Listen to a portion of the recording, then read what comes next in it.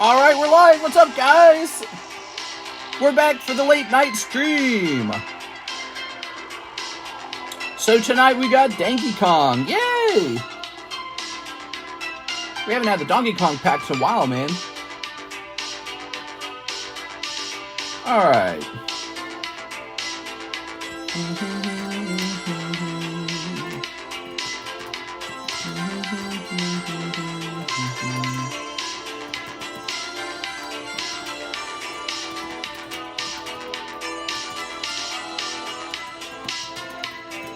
Tops Marvel. Save on that. Alright.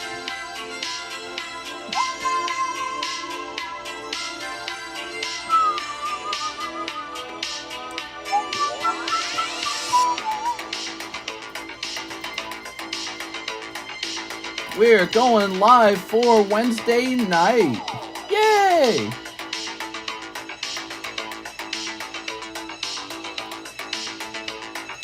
Alright.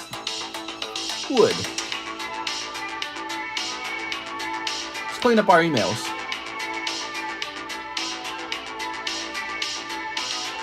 Alright, that's clean. John Lucas, first order of the night. Oh, we need to add these guys.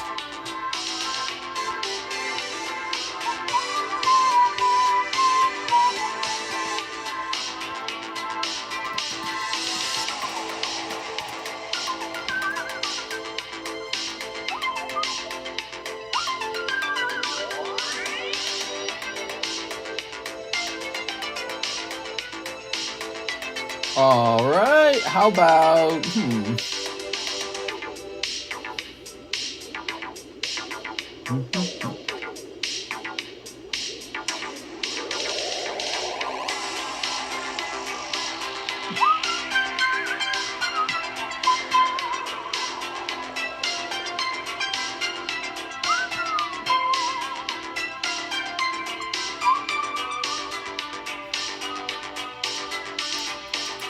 Alright, I got a price for the Donkey Kongs.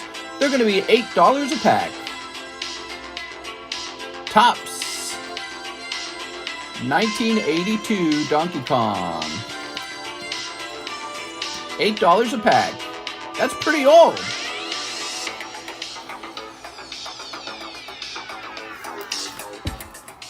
That's pricey. The Carddass are ugly, says Aovic. Hey!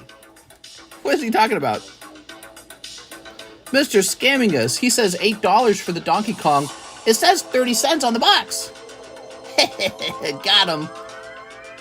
Yo, I got these guys paying me $8 for 30-cent Pokemons.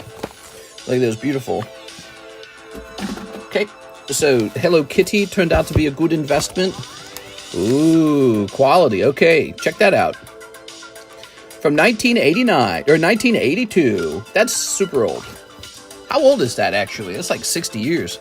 No, it's 40. It's, how old is that, actually? 42 years? It's 42 years old. Yep, we're playing some Donkey Kong music right now. So if you like Donkey Kong music, you buy some Donkey Kong cards. The best card is probably the Sexy Lady card. Yeah, 30 cents a pack. Makes you think, doesn't it? Look, gum used to cost 5 cents a pack. You guys want me to finally eat one of these? I wonder if they're rancid. Probably not. Probably sterile. Probably gross. Alright, Donkey Kong. He's back. That is the change to the menu. We got Donkey Kong packs. Let me put it up here. That is the change to the menu. We got Donkey Kong packs for $8. Alright.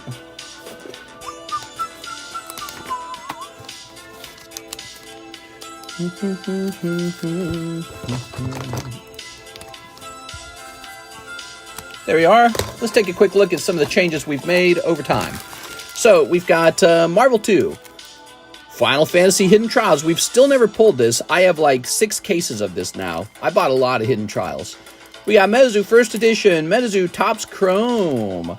Stellar Crown Pokemon. Trick or Trade Pokemon. OP9. We got Paradise Dragona. Magic Duskmorn. Topps Chrome. Hello Kitty. Got pricey really fast. You keep all the cards now, though. So I don't keep the bulk, you get the bulk. And now, Vintage Donkey Kong. Wow, that's pretty cool, man. All this in like the last month or so. There's so much variety. I love it. Plus everything we've already got. Now, these are the breaks, right? We got Hello Kitty break. We got Charizard Candy break. We got Mawile. We got the Mega break. And we got this Blaine's Gym Hero break. That's a lot of breaks. Also, here's a beautiful Charizard. Where is it? Also, we got these Marvel cards being broken. This is 2 packs of Marvel. You get 1 card each. $14.50 a card. Okay, that's the other break you can get into. Get into this break right here, guys. $14.50. There's 12 spots. You can buy multiple spots if you want. But yeah, let's get this started. All right. We got a giveaway card, right? Let's get this giveaway going. Hope you guys are having a nice night. Let me refresh.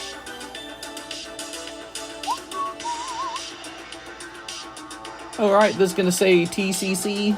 Oh. Keyword TCC, everybody.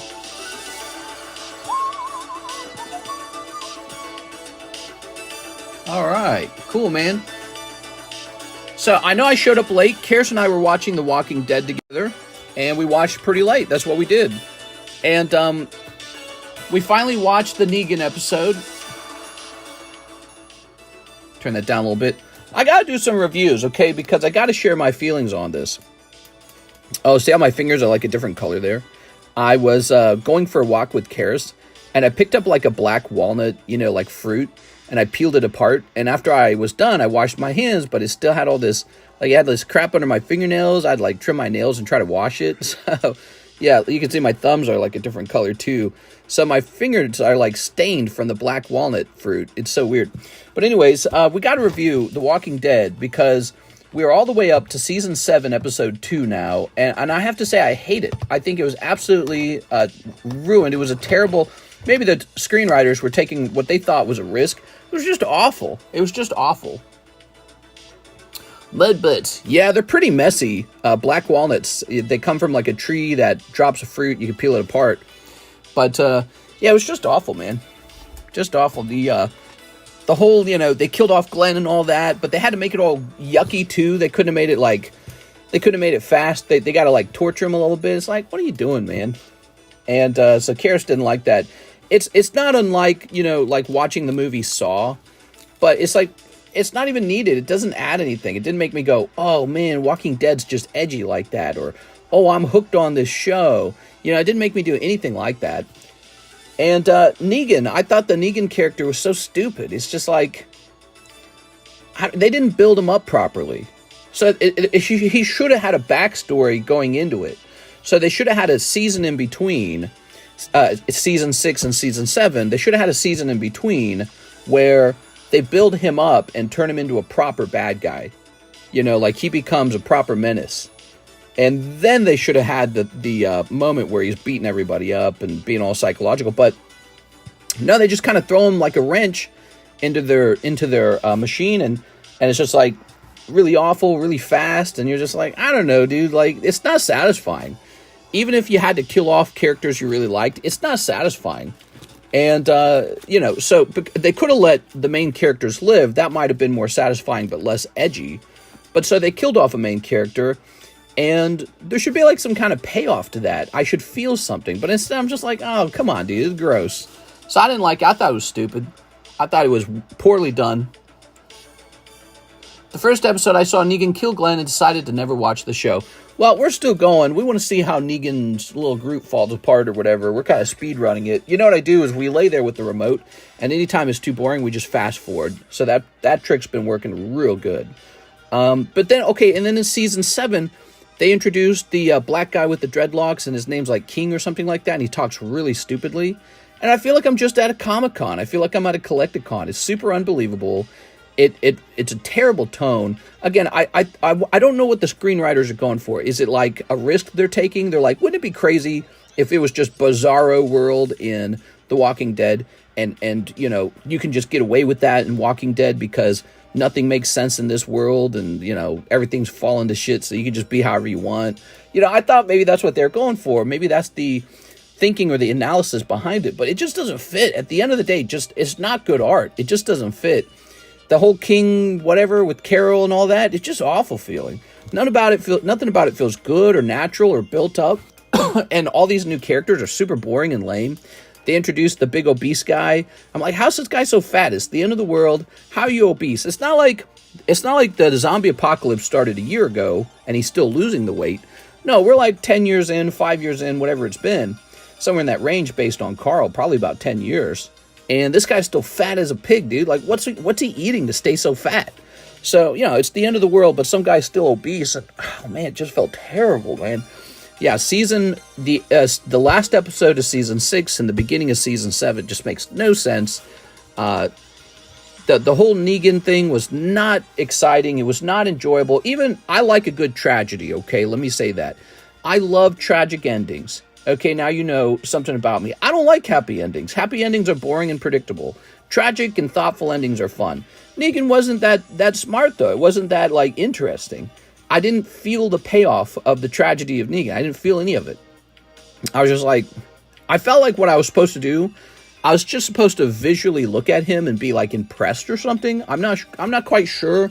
Maybe the acting chops of the character would be so good that I would enjoy it. But that didn't work on me. It just didn't, it wasn't good enough, I suppose, if that was their angle. There wasn't enough action. It was just all of a sudden, it was just like, all right. So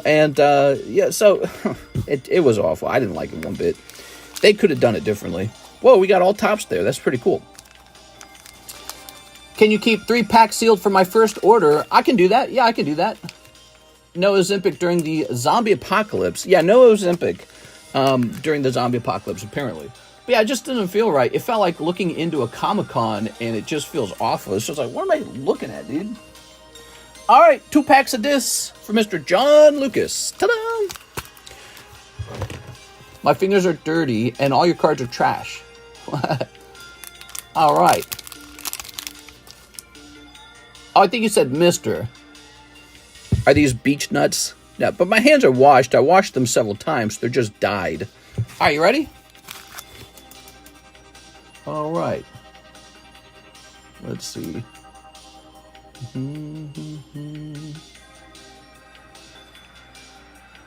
Okay, let's go ahead and snip this up. Mr. John, snip. Set that over there. Oops. A joke, bro. Okay. We're getting started, everybody. Let's do it. Mr. John Lucas. Does John Lucas happen to be here? I was kind of waiting for him to join. Here's Echo. Yes, I didn't like it. I thought that it felt very poor. There we go. Karis hated it, by the way. She's like, I don't even, she goes, what's the point of watching if you get rid of Glenn? The Living Tribunal. She was really into, Glenn and Maggie, and there we go. It's interesting because, people like me complain about writers being too predictable, but then, you get, my wife is so unhappy with, the death of a main character. It kind of makes sense. Jackpot. We like jackpots. We are. People all want a happy ending, I suppose. I don't necessarily want a happy ending, but I just felt like they just kind of tossed Negan in there like that, and they're like, all right, now you got some people dead. Wait. What's this say? Oh, it just says first appearance. Huh. Okay. Yeah, I just felt like they just kind of tossed him in there. He's like, all right, we're going to kill a couple people now. Okay. Here's Heimdall. There we go. I think one of the ways it was unsatisfying is it's better when characters die because they've done something wrong. You know what I mean? Like they've made a miscalculation or they've behaved in a certain way where they kind of deserve to be, killed off. But they didn't even do that with this character. They're just like, he's dead. It's random. It's almost more like they looked at what would torture the audience the most, and then they chose. It's just like, come on, dude. You ruined something good that you had going for your show. Should have let it keep going. You can still kill him off at some point. Like he could be killed off even in the last season. But you don't kill him off so soon. Here's Sunfire. Sunfire. I need a happy ending. Oh my god. Here's Quicksilver. Quick! Alright, so I'm going to show you guys some slabs, and I'd like you to consider buying them. They're for Mr. Sven, and he is needing to liquidate some of his slabs. I told him I'd put them up for sale. We are. You are too fast forwarding too much, are you? Negan was taking revenge. Here we are. Ooh, Jubilee. No, I know that they killed a bunch of, they got like roaming troops, and they wiped out like 2 groups of them, right? I know I saw all that. Well, technically 3 if you count Carol. But we watched all that. We didn't skip past that part. But here we are. We got Apocalypse, $3.99. I feel like introducing the big bad guy and just immediately having him smash some people up, not that great. Ooh. All right, John Lucas, you took a numbered Apocalypse. Especially when Glenn narrowly escaped death in the earlier season. Yeah, it's definitely a sort of subvert your expectations, rough handling of the writing. Where they go, oh, you didn't expect that. You thought he was safe now, right? Guess again. Got him. It's like, yeah, you really surprised me. Nice. Or they did this in Star Wars, The Last Jedi, when they had the big bad guy built up, and all of a sudden, Rey and the other guy kill him, before we could even know who he was. So that's another great example. It's like nobody's expecting the big bad guy to die at this point. And he did die. Is this good writing now? It's like, well, okay. You're in creative mode too much. Things need to have a purpose when you write a story, right? They dragged Negan out in the comics. Kendo on the deny method. All right, so let's keep going. Next up, we have an order from Aovic. He says he'll take 7 of the Donkey Kong packs. I think I have a small bag. So you would like to keep 3 of these clear. Here we are. So these are very special 1982 Donkey Kong vintage packs. We sold out of them last time, and I just got more. So the 1, 2, 3, and then let's get 4 more. Donkey Kong's very well liked. You can actually order as many of these sealed as you guys want. Hey, you're a slab away. Where can I see the inventory? Sorry if you answered this before. I'm new to your channel. What's up, Saint Goku? Nice to meet you, man. So we've been going for 5 years, Mr. Saint Goku. The way it kind of goes, I got slabs that rotate up here on the front of the table, and we don't introduce all my slabs at once. I sometimes have a channel that shows off my slabs. Like, here's a potential slab away card, this guy right here. But I don't show them all at once. It's too messy. And I don't make a list either. People ask me, will you have a list? Here we go. Here's one of those Sven slabs. And the reason we don't have a list is because the list would have to be updated so fast and so often. It's just too much work. So we don't do a list. Here's a cool one. Here's a Deoxys Slackoth Pristine 10. Pretty good. I think the PSA 10's like 430 or something like that. I don't remember. But, there's the Beedrill, yellow Beedrill. What did Aovic say? He said keep the first 3, right? Here's King Luffy. We're already talking about Roach's body pillar. Yusa exists in the context of all in which Yusa live and what came before Yusa. Oh, no. All right. She's got some odd quotes. Here's Monkey D. Luffy again. Can't get that Jar Jar Binks comparison out of your head. Here we are. Here's a nice one. That's a PSA 8 Dark Steelix for only $65. Not bad. All right, let's try this again. Okay. Open the other 4. Okay, cool. You got it, man. Have you guys ever seen these? These are really neat. We've sold these before. We actually sold out of them. Should have just restocked them when we sold out. Okay. You want some gum? You've got 3 of these. They always come with 3 of these playable cards, right? And now these are the actual gradable cards. Well, you could grade these too if you could just get a 10. It's better with Donkey Kong. I made a monkey out of Donkey Kong. This way to Donkey Kong. Donkey Kong made a monkey out of me. Very nice. All right. Very good. Kendo collects titty cards for his own weird thing he does. Hey, man, we don't make fun of anyone collecting in this group because this is a collecting group. You want to collect gigantic titties? You might do well with it. You never know. I mean, I can tell you, girl cards are a top seller. So somebody's buying them. So, you know, you can trash talk them, but they're serious business. There you go.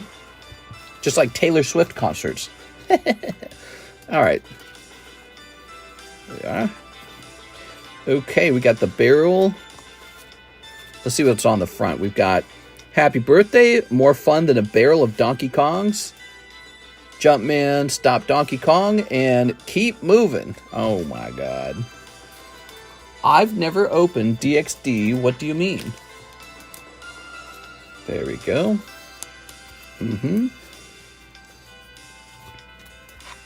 There are some really fun cards in this set. For example, there's a card that has the entire mosaic on the back of it. You know, like, this is how it should look. That's a cool card. If you get a 10 on that, that'd be great. We are. And then there's also the cards that have, like, the girl on the back. All right. Oh, there it is. You did get what I was talking about. So these cards are always the same. These are the play the game card. So they always look about like this. You kind of see the direction you need to go. Misa says, you capping. Oh no, not Jar Jar Binks. It'll drive you bananas. Oh, there's two cards here. I eat quarters. This is a good one. Look at this. This is kind of like a logo card. So to me, this is a gradable card. Check that out. I like this one. So if you get a 10 on this one, that could be a money card. Here is what your completed red border Donkey Kong picture will look like. Oh, see? So this is a good one because this shows off the full mosaic. All right.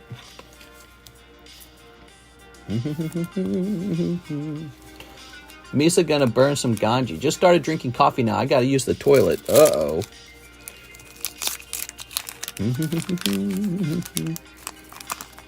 All right.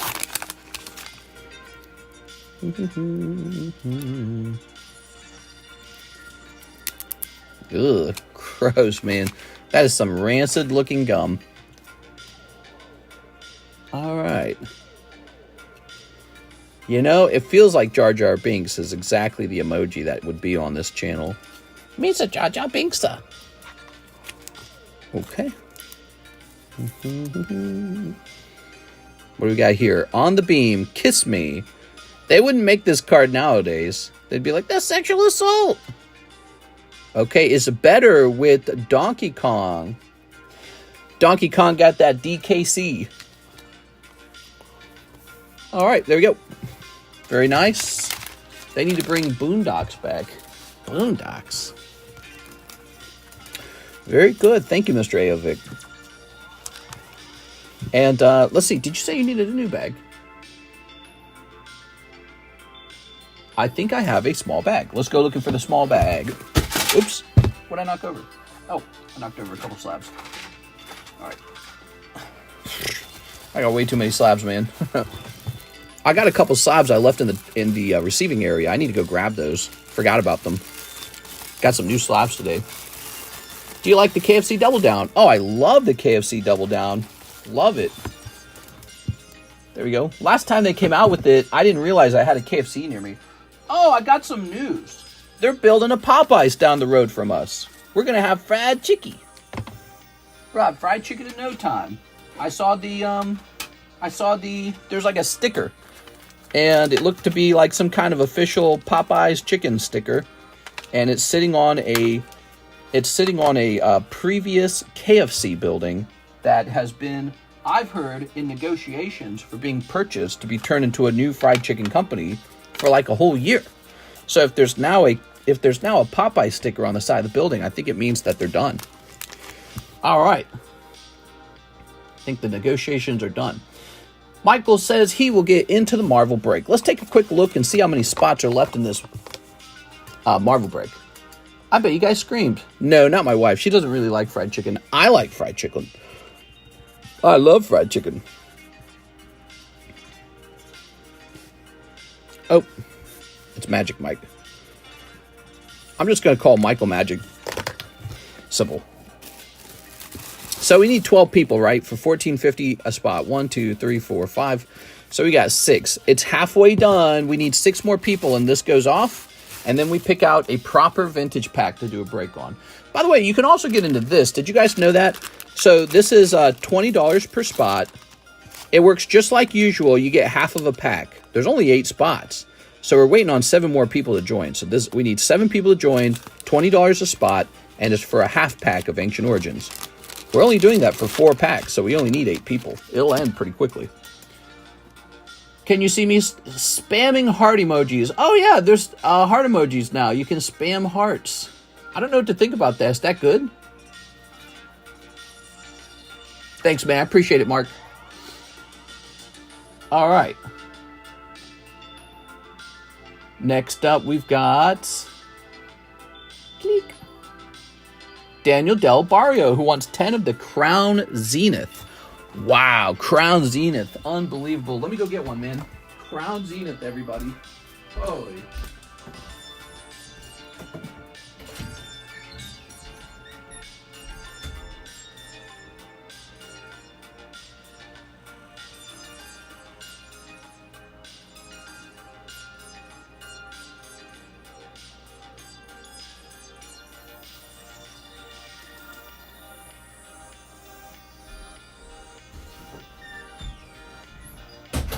How old is Crown Zenith? Is it a full year old?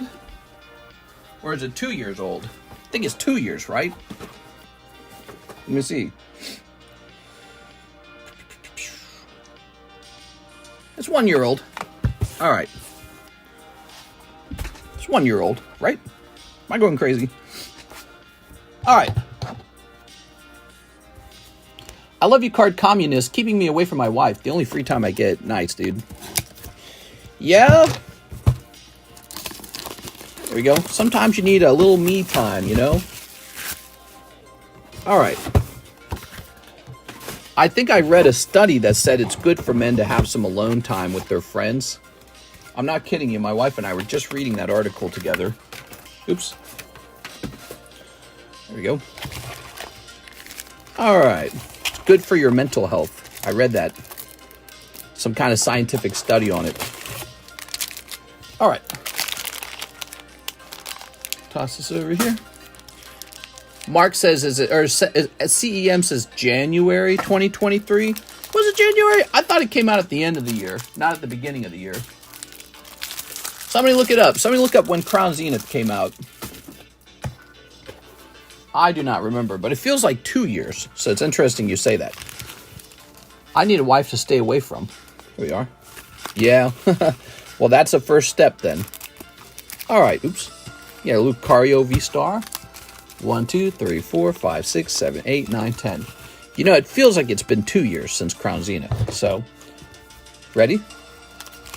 Swinging is good for mental health. On a swing set, I agree. They should make those for adults, a big swing set. Why do kids get to have all the fun, you know? Should be for adults, too. Adults just weigh a lot more, so you just got to get like a system that can hold, I don't know, like 1,000 pounds. Are you sold out of the waifu packs? No, absolutely not. We got all the waifu packs. What waifu pack are you looking for in particular? We got Azur Lane. We got Nike. We got Asuka High School. We got Sneaker Bunko. Oh, it was released in January. Okay. So it has been 2 years. This is almost a 2-year-old set, everybody. Here we are. Carnivine. Crazy. Here's Hatterene. Okay. The time flies. I can't even tell. I do this too much. Adaman. All right, you got Adaman. Ooh. Friends and Hisui. Ponyard. Here's Lapras. Nice, man. Okay. You can see they were changing over to this interesting art style around that time period. There we go.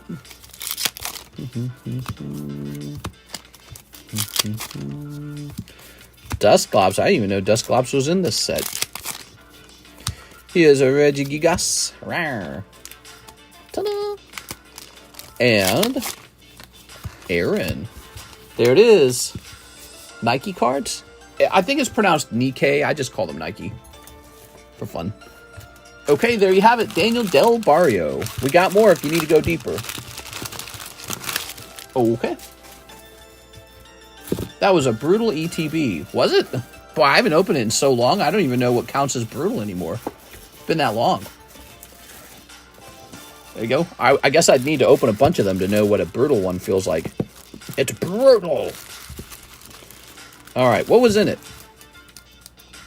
I mean, yeah. Well, I mean, he got the Adamant. That would count as a full art. Energy card's no good. I guess this is supposed to be a hit, isn't it? Regigigas and Hatterene. You do get the Lucario, of course. I would have preferred a girl foo to a guy foo, you know what I'm saying? How do I feel about tag slabs? They're all right. I got nothing against them. How long do you think you'll be doing live streaming? You've been doing openings for a while now. When will it end? Well, I mean, I grow old and die one day. So what we do know is I can't do it forever. So one day what I would like to do is pass this channel on to someone who wants to keep it running. And so, you know, I'm in the business of training someone to replace me. That's the way I think of it now. So just got to find somebody who's real serious about replacing me. That's it. And train them up and all that. So I want to be in the business of replacing myself because I can't run it forever, but I also don't want it to end. So is that a 1/12th chance for that whole Marvel That's right. Well, oh, not the whole pack. I'm sorry, Evan. Notice how it says 12 out of 12? What that means is everyone gets a card. If it's one person getting both packs, it would say 1 out of 12. Okay? So you're each getting one card from the pack. I'm sure this will end very quickly. You're irreplaceable. Yeah, I don't know, dude. Maybe. That's very flattering. I'll accept it. Here's Aovic. He says, for 6 of the Marvel Volume 2. Hell yeah, dude. Alright, so I'm a big fan of these Marvel... That's Attack on Titan. Why do I have Attack on Titan in the Marvel box? Where do I put these now? I don't even know where to put these. Alright, so the Marvel. Here we are. 1, 2, 3. 4, 5. Of course 5. Of course we have exactly 5 of these. Does that mean I gotta stand up? I gotta stand up. Alright, I gotta go get more. Do you think tag will last? I don't know. That's hard to say. You know, I think if a company invented, like, new technology for the slab itself, like maybe a computer chip in the slab, that would probably do well. Upgraded computer chip slab. But is that even necessary, I wonder? All right. Yeah, I mean, if there was a computer in your slab that could show you, like, live information about the card you own, last sold, population, that kind of stuff, that'd be really cool. All right. 1, 2, 3, 4, 5, 6. All right. We need a slab that can do stuff for me. Like, imagine you had a slab, and on the slab it had a little digital screen, and the screen would update you and tell you the change in price on the card. It would talk to you about, you know, the previous owners, who pulled it. I don't know. Yeah, just interesting stuff like that, like facts about your card. All right, let's do this. Digital information on a slab is next generation stuff. Do it, mister. Not me. Not me. I would do it with a group of guys, though, if there was a full group of us. Not me by myself. I'm not ready to do that. Besides, it's really PSA, BGS, and CGC who ought to do it. They're in a better position. All right. They got the resources. Here we are. What you would need is you would need to produce computer chips at a price that is unbelievably cheap for a simple little computer job. They would need to be able to, I guess, like connect to the internet or something. Oh, you got a stamped card there. How nice is that? You got a nice stamped Loki. Very good. I think that's going to be a flip for you if I had to guess. Couldn't you do that with the QR code? I suppose you could. It could be like more QR codes. But maybe a computer chip inside of the slab can do other things, like it could be used for renting it out. Maybe you could like rent it out and know where it's at all the time. Like maybe the chip gives away its location all the time. Here we are. All right. Very nice. Just ideas. Very good. Maybe the chip can warn you if the temperature around the slab is unidealistically hot or cold or something like that, you know.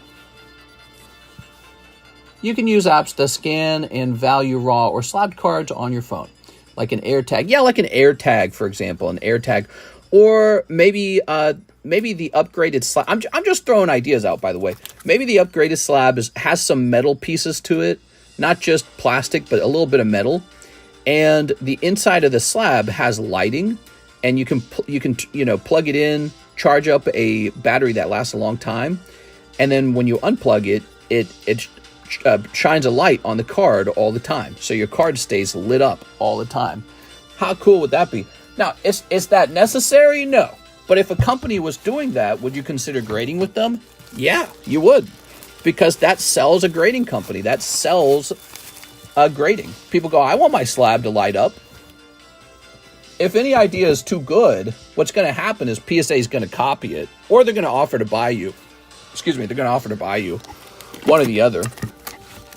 So any idea that's too good, PSA will just offer to buy. But that means you get rich. It means you turn into a millionaire. So you should go for it. If any of you guys want to pursue that, I'll probably focus on what I like to do, which is these YouTube live streams. They do make paper-thin chips for stuff. Doubt they're cheap, though. Yeah. You can use apps that scan and value raw, like an AirTag, a slab that cooks you dinner. A slab that can jump my car battery. Boom. Just out of curiosity, have you made your money back on the TCCG pressing machine? Oh, I made that money back in the first year. You want me to talk like details with you about that kind of stuff? So back when it first started, because we don't do as much TCC grading anymore, right? So back when it first started, it was a whopping, God, I can't remember. Was it like $40 a grade? The pre-orders, I can't remember the pre-orders. I thought the pre-orders were like $40 at one point, and eventually they were $25. But we had this thing where there was this terrible backlog, and it was $75 a card for Express. So we had these different price points, right? And I just got hundreds and hundreds of grades. I mean, I think when Nogala was grading with me, he did like $6,000 all by himself. Nogala did. So in the first year, it was all paid. And then anything after was just profit. Here we are. All right. Yeah, it was paid off pretty quickly, actually. So let's keep going. We've got to click on the next order. Wait, you had your own slab? We've got our own grading machine. You want to see it real fast? I'll show it to you real fast. Since we're not inundated with a huge line, let's see. Well, where'd it go? Here it is. All right. I kept a couple of them over time by buying them back off of eBay, or, if somebody got a good grade, I offered to buy it from them. You can never forget this one, woman. Okay, woman. Here's Dratini. Look at that. Espeon. There's the Your Mom card, first edition. I made this card before we were able to grade cards. I didn't have the machine or the knowledge on how to do it, but I said, we're going to do it, and I'll encapsulate this one. And that's exactly what happened. I went off and I encapsulated it. Little Blastoise green deck. Look at that, 479. That was really early. Here's Articuno. I could probably sell the Articuno. Here's Gyarados. All right. Alakazam. That was actually more recent, wasn't it? Iron Crown. I ran over that. Succubus Belle Delphine. I graded that for somebody, and then they told me to keep it. Galarian Moltres. Here's us running tests on a label. So we were experimenting with the label and how it would feel. Yeah, we had a lot of fun doing this. I bought this off of eBay. I think I paid like $300 or $200 for it. I don't remember. But I know I would have overpaid, but I bought it anyways. Here's Mew. I felt fine about it because I knew whoever I was buying it from was a guy who paid me to grade it in the first place. So I thought, oh, that was okay. Here's a drawing from Jennifer Yap, and I got to encapsulate it when it came back. She drew me a little card. That's probably one of the best uses of our grading machine is you guys can draw something and I can put it in a slab. Here's a little Lugia. That's really old too, 1.5. Look at this. Whew. That is a nice looking slab. Charizard. Red and blue. Boba Fett, and these two guys. Look how old these are. Look at the number on them. 253. That was a long time ago, man. That was a long ass time ago. Anyways, so it's just a cute little thing here, and we don't work on as much on it for now. Alexis is training to do the encapsulation with me. That's what's going on currently, but she is often pressed for time. We are. All right. Oh. How much for that Articuno? I don't know. I'm going to go put this away now. This was technically the very first card we ever messed with was this one right here. The first card ever encapsulated was right here. First slabbed card. 2021. That was the very first one we ever encapsulated. My wife and I looked at each other and it was like, wow, we did it. It was difficult. It was not easy to figure out. I didn't have like a group of people helping me or anything. I did it all on my own. So it took a while, and yeah, I can tell you, it's the hardest part is just figuring out what to do. Must have been a cool feeling. It was a very cool feeling. Daniel Del Barrio, he says, A origin spot. You got it. You got it.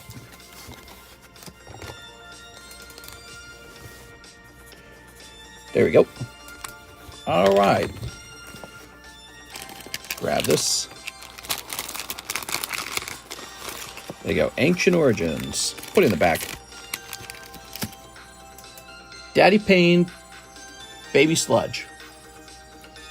Can I give a shout out too? Oh my God. Grant Kwan says, one Lord of the Rings Chrome. Caleb Schwicker, you just came in here and the first thing you want to do is advertise someone else. Is that what you're doing? Here's Japanese Hello Kitty. You got it. One Hello Kitty. Hey, I just got here. Ooh, is that right? One in the Masaki Gengar break? Oh, yeah. All right, he's getting real close now. So this is a Sublist round. And Grant Kwan, you're going on the Sublist round. There it is. 2 spots left. All right. Very nice. All right, let's start snipping. Snip. And snip. Very nice. Mister, when you gonna let me buy that TCG Poker Blasty Boy? I don't know. There we are. I like that one. There we go. Maybe I ought to take one of my PSA 10 Zards, though, and crack that out and cross-grade it to TCCG grading. And maybe I would sell the Blastoise in the end. All right, so we got these Topps Chrome Lord of the Rings. Here's some Elephants. What do we got here? Treebeard, the 9 Men, and Orcish Brewery guy. How much is the machine that does the slabs? In the end, it cost me something like $25,000. So it was not cheap. Took a lot of money to acquire it. But that was only a part of the cost. There was a lot of other pieces you had to buy. So you had to buy a couple machines to get to the point where you could encapsulate. There we go. In the end, it was really expensive. But yeah, we made all the money back in like the first year. We had all these pre-orders going. You have to think about the time period. In the time period that we started it up, PSA grading was $100 a card. It was crazy. They had a terrible backstop of cards. And so they said, well, you can grade with us, but it'll be $100 per card. And so that was exactly when I started getting my grading company up. And when I got my encapsulator ready and it was ready to go, PSA grading was still eye-wateringly unaffordable. So I was able to ask a pretty high price for the grading for a while before all the prices came down. Now all the prices are down. You can't ask for too high of a price because people would just go with a different one with the lower price. Wait, we put Reynaldo Salazar's bag in the G-Box? Why did I do that? What? Weird. Okay. I have your slabs 107 and 108. Oh my God, that's... What were they? I'm curious. Do you remember what's in them? We skipped the first 100. I did that on purpose for fun, to leave the first 100 numbers empty, certification numbers, and in case we wanted to certify something really weird. And so if you got 108 and 109, what you have is actually number 8 and number 9. That's what you actually have. You have number 8 and number 9. Grant Kelly. So yours are really, really old. So Grant. There's a very satisfying feeling when you hand a 10 out. Very satisfying feeling. Wait, what is this? This says 123 on it. How old is this? Oh my god, dude. Alright, get that out of here. That's like a super old bag. How's that been hiding out back there for so long? I must have read it wrong. Grant Kwan. Did he say he needed a new bag? Here's Garrett, George. Looks like we're getting you a new bag. Just put the Smeargle in my bag. Here we are, Grant Kwan. Mr. gets to have a dopamine hit when a cool card is pulled and when it grades a 10. Yeah, essentially, it sucks handing out 9s or anything lower on a card that, on a card that you would very much like it to be a 10. But it's very, very, very important to be impartial. And most of grading actually comes down to what's called borderline cards. Cards that are almost a 10 or almost a 9. And you kind of sit there scratching your head and you're like, wow. Depending on how you want to sort of like define a 10, this could be a 10. If you allow a certain amount through, a certain amount of flaw. And so it gets really tricky. And you can either be really, really, really tough or you can be lighter. Now, one of the ways I was determining my settings was, how does PSA grade? So I was constantly grading with PSA. I always have. And I would, look at how they made decisions on my cards, and that's how I would determine what we wanted to do. Yo, 2 years. That's a long time, Alex Silva. How much for a spot in the Ancient Origins? $20. I bought them off someone in Pokestan a long time ago. Oh, crazy. That's interesting. James Wright. Hey, mister, I'll take 2 rounds of Shining Legends. Wow, 2 rounds of Shining Legends. That's crazy, man. Oh my god. Shining Legends. This is $100. You're crazy, James. He's crazy. Well, I hope you pulled the Mewtwo Tube Pokemon. The alternative art. We call him Mewtube. Here's a fun story. Back when I got started, I bought a bunch of those PSA 10 Mewtubes for $75 a card. $75. Then I sold them for like $125. I thought I was doing very well. I was like, wow, I'm doing so good on these. You ready? Zorua and Virizion in pack number 1. Okay. Let's see. Let's leave these up for you. Pack number 2. You ready for it?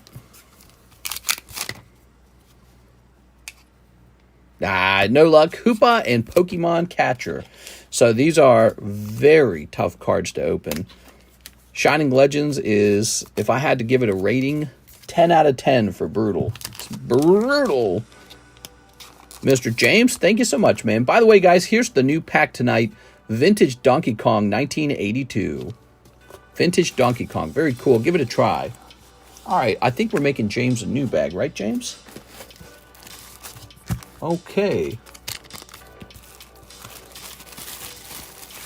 Very good. Just put the fries in the bag, bro. That's what you guys got to say. Next time I'm on my soapbox talking about something, tell me, put the cards in the bag, bro. The shiny new looks so cool. There we go. At them 10 Paradise Dragona. Dragona, where's that at? Ah, here it is. Paradise Dragona. All right. So this is half of the set that we're going to get one day in November, I believe, right? You know, Surging Sparks. Half of Surging Sparks is just going to be this set. 3, 4, 5, 6, 7, 8, 9, 10. My luck isn't the best. Well, you got to be careful with Shining Legends because that set is unusually expensive with unusually difficult odds. So you'll notice people don't open it very often. It's because it's so punishing. That one's really difficult. Here we are. There's just a couple cards in that set that make you rich, and one of them's the Mewtwo. All right. One of the Pokemon sets that I really love, James, is Paldea Evolved. It's got a Magikarp in it that sells for like $550 as a 10. But even if you don't pull the Magikarp, there's a lot of other great supporting cards. So it's this set right here. This is probably the best modern set right now, Paldea Evolved. There we go. This set that we're opening right now is it's the latest set that you can open. There's another set. I actually just pre-ordered it. It cost me a bunch of money. It's going to be called like Electric Surge. What's it called? It's called like Electric Kick or something like that. And it's the other half of the Surge set that we're waiting for. Surging Spark. Oh, nice. Look at that. Tonight's the night, Mr. Them. All right. Here's Cyclizar. He's like a bicycle, but he's a Pokemon. Here's this land whale. Okay. I don't know, dude. And here is Energy. It's a whale, but with legs. Supercharged Breaker. Just picked up a PEETB. Tossing this over here. Pennsylvania? Physical Education. All right, Hathim, did we need a new bag for you? I feel like we did, but I'm not 100% sure. Hold on, this needs to be gotten out of the way. Where can we put this? We'll put this right here for the moment. And then, let me test this. That Flagon looks nice. Hey, that's not what he is. All right. Did you guys see those Topps Series 1 openings, the rainbow cards? You guys want me to make those for sale at this point? There we are. Hathim 10.24. Sound like our music's paused. Okay. Oh no, we were listening to generic synthwave. That's not good. That might have been copyrighted.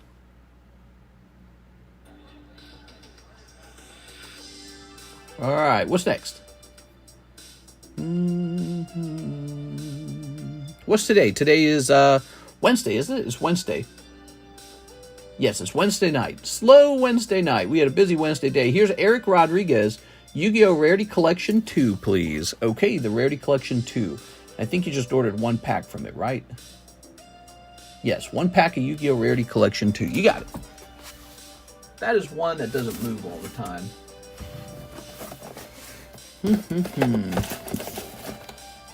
Here it is. Bring it up here. I got a lot of Yu-Gi-Oh! Rarity Collection 1 and 2, and it did not sell. It's kind of why I stopped buying Yu-Gi-Oh! I was like, I don't know. What do the copper coins look like? Yeah, we sell these copper coins as just a fun toy. Here they are. They're made out of pure copper. You might have heard of silver collecting and gold collecting. People like to stack precious metals because they hope that they go up or down in price over time. Copper actually does that too. Did you know that? But it's so cheap already that you would have to buy huge amounts of it to really matter. And so we got these copper coins here, and yeah, it's just pure copper. You've ever heard of people stripping like the copper wires in the street lights or something like that? Well, that's because they can actually sell it. Oops. And you can sell these if you wanted, but they're, what did I make them? $3.50 a piece, I think. There we go. They're just for fun. I can add one to your bag for $3.50. If you don't like it, you can throw it in the trash. It's that cheap that you could even just lose it or throw it in the trash. So it's not like buying gold or silver. All right. Eric Rodriguez. Here you go, Eric.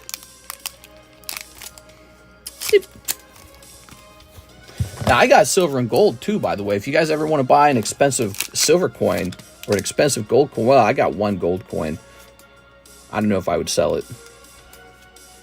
Apparently, that gold coin is done well because it was a highly desirable coin, but also because the value of gold has risen over time. Ooh. Okay, nice. You have me tempted on the Topps movie you mentioned during the daytime stream.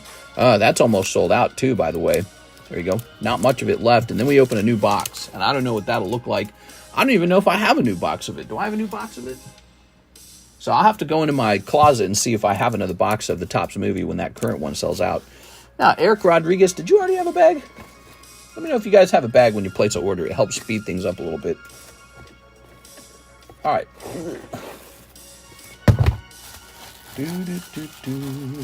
Here's an expired bag from Elise Craft from 9/23. This is an expired bag too. This is Emily Paris. Wow, we haven't seen Emily in a long time. Emily Paris, she used to kind of hang out a little bit. All right, let's see. Then she kind of disappeared for a long time. Then she came in, bought like one more thing, and then disappeared like for good. Okay, you're not in box number 2. Here's box number 3. Did he say new bag? He didn't say new bag, right? Oh, he says no, first time. It's your first time? All right. I like to hear that. Nice to meet you, Eric. So let me get these expired bags off. Actually, let's see what's in this one, the Elise Craft one.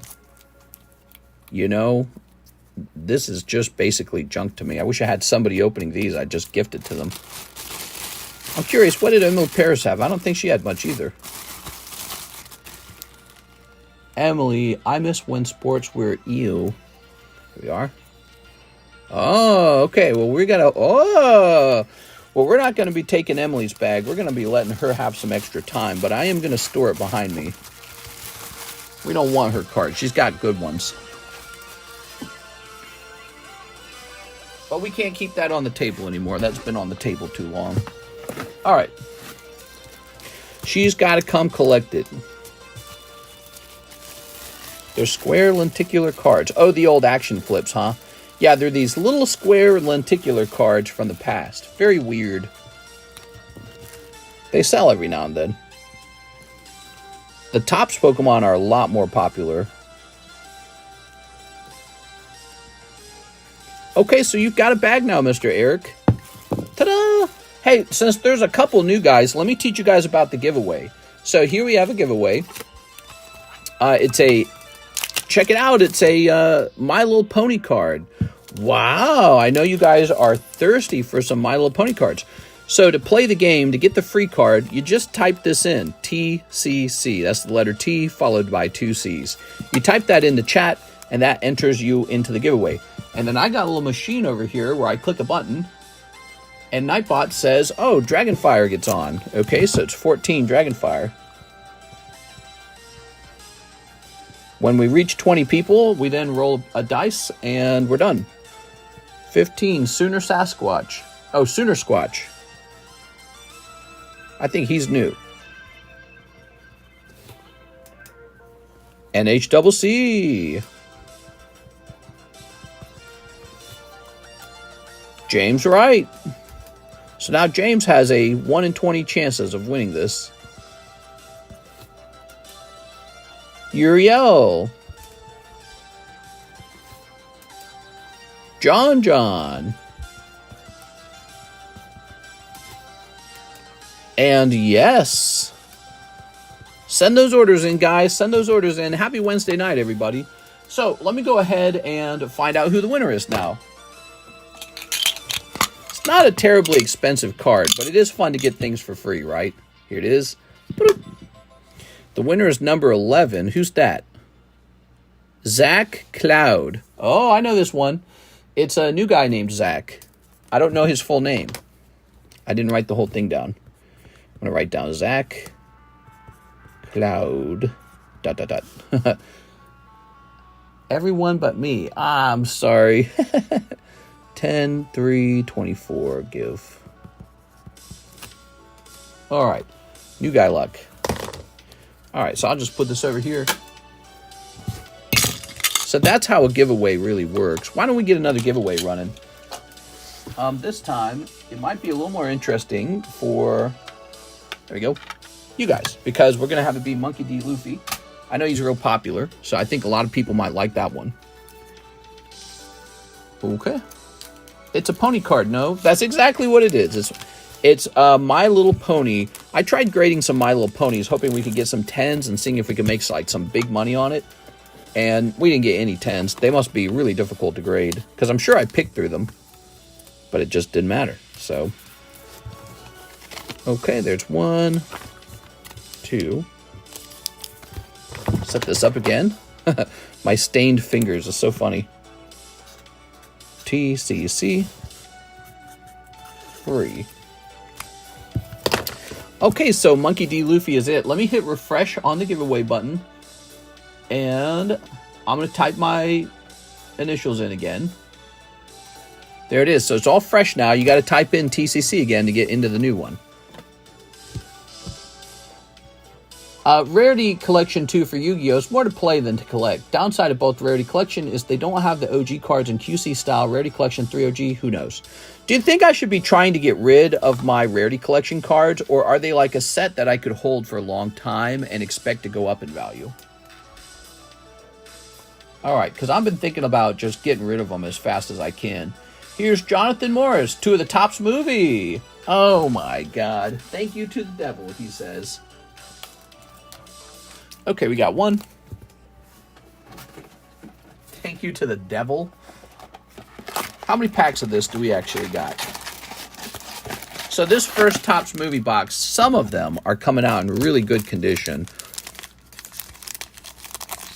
So you get another one. 1, 2, 3, 4, 5. There's really only 5 left. So that's why I was talking about. Not much left here. And then a new box maybe after that.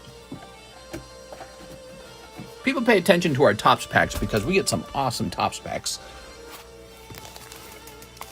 All right.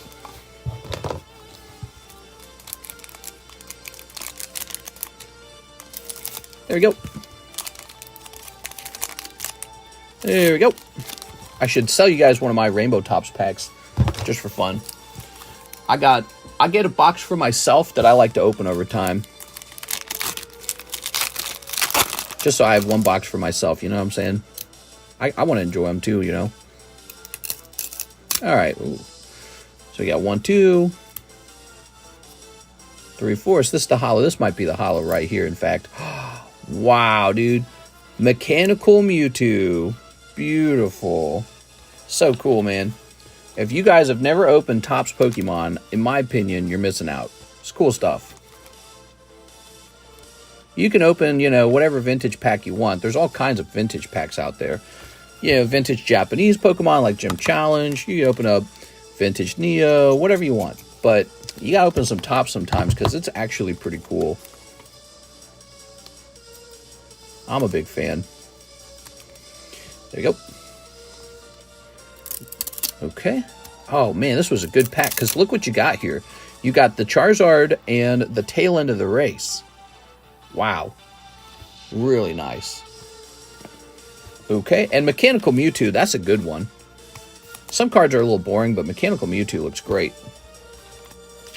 Calling it now, Rarity Collection will be OG. Konami is unpredictable. Who knows what the F they'll do with any of the set's cards. The downside of Yu-Gi-Oh! Is the constant reprints and nonsense of a collection. You know, I think it's time for me to liquidate all Yu-Gi-Oh! And just kind of get started all over again. That's how I kind of feel about it. Yu-Gi-Oh! Sales on this channel are atrociously bad. They used to be better than they are now. I think I have to accept that I'm not very good with Yu-Gi-Oh! And, you know, I like to hold Pokemon cards for a very long time. I don't mind holding any Pokemon. So if I buy a bunch of Pokemon cards and they don't sell right away, I can hold them for years. I don't mind. I'm confident in Pokemon. I understand it. I feel the possessiveness about it. You know what I mean? I don't have that for sets like Yu-Gi-Oh! I'm not a Yu-Gi-Oh! Fan. I never collected Yu-Gi-Oh! When I was younger. I think I'm just going to liquidate them, to be honest. And so all Yu-Gi-Oh! Just needs to be clearance at this point. We are. And we'll restart Yu-Gi-Oh! And be more careful about it. This next time, oh my god, the rebirth of Ash. Look how clean that is. So they're not all this clean, but this is so clean, man. But that doesn't mean it'll grade 10, okay? Be aware of that. It's still tough to grade these 10. Yep. And what's this? Pikachu? 2 Zards and the Holo Mech Mewtwo. That's a God pack. Well, I wouldn't call it a God pack, but it's really good. It's a good one for sure. A God pack would be like if you pulled the holographic Charizard and the non-holographic Charizard in the same pack. That would be a clip for sure. This is really sticky. Why is this one so sticky? Okay. It's so clean. OMG. Yeah, I'm ready to get rid of Yu-Gi-Oh! I just want to get rid of it. There we go. Any Yu-Gi-Oh! Collectors in here? I don't know if there's any Yu-Gi-Oh! Collectors in here. There we go. Very nice. Ooh. I didn't say God. I said good. Oh, good. I thought you were calling it a God pack. Yeah, that's a good pack. I agree. Okay, Jonathan Morris. I think I got a big, fat Jonathan Morris bag here. Here's an Adam Thone bag. Adam Thone. Oh, Adam Thone. I wonder if he got his boxes all right. I hope he did. Scared me a little bit because I had to send his boxes in to, it's a foreign shipment. And, you just kind of, when it comes to the customs, you can either be super, super, super careful, or you can just kind of bundle it all up and be like, I think it's about this much. And that's kind of how I did it. So I'm hoping that it all passes through properly without any problems. We are. Delete this. Alright, hit refresh. Yu-Gi-Oh! Currently has subsets with cards that can hit 800. Battle of Legends Terminal Revenge. Well, let's take a minute and look at my Yu-Gi-Oh! Menu. Okay, the Yu-Gi-Oh! Menu is probably going to change. I like Ghosts of the Past, and I notice I'm sold out of it. I like Legend of Blue Eyes as well. That's really nice. The Legendary Collection box was good too. Cyberstorm Access box, that was not a good purchase for me. That one did bad. And I think the price on the Cyberstorm Access box is actually just the eBay price. Let me take a look at it.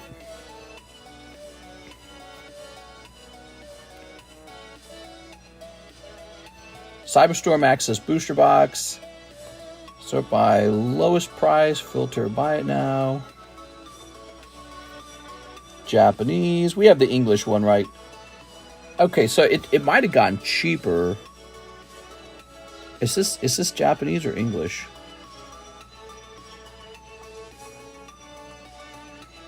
I'm not sure if I'm seeing this right. Is this the English version of the box? I think it is.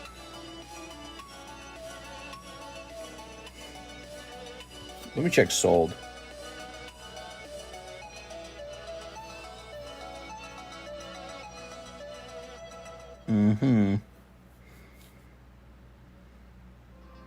That one's Japanese for sure. I can see an English one sold for $63 and $61. Yeah, I don't know. I just want it out of here. I'm dropping the Cyberstorm Access box down to $60 now. No, $59. I'm going to write clearance next to it, so people know. Alright, so that is clearance. And then Rarity Collection 1 and 2. They just don't sell that often. And I would like to get rid of those too. They felt sometimes like they were selling well, and then sometimes they just weren't. Watch out for first edition or unlimited. Next up, we got Panicking Moose, Evolving Paldea Evolved. I almost said Evolving Sky. It must be a gut reaction. Here it is, Panicking Moose. How's it going, sir? All right. Almost forgot the non-holo Mew. Worst 3-year member of all time. I buy Yu-Gi-Oh! As a fan of the OG base set and such. I think I'm one of your biggest Yu-Gi-Oh! Buyers. But yes, you need to be smart about the sets you buy.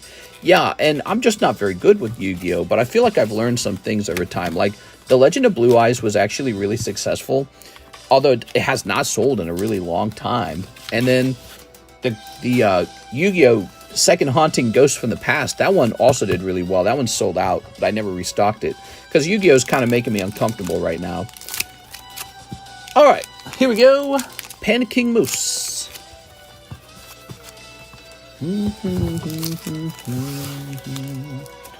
Panicking Moose, he's looking for his first fish. You got Mimikyu. I believe this is his first order. Here's Hydreigon. And... woo! Alright! A perfectly cold blister round. I'm sorry, man. Alright. That's because the hot one's in the next round, Mr. Panicking Moose. It's the next round. One giveaway in over 3 years. What? The gods of RNG are testing your faith, Gregory. I've never enjoyed Yu-Gi-Oh! Because actually playing the game is not fun. People taking 10 years for one turn to end the game before you get a turn. Oh! Ha! You've activated my trap card.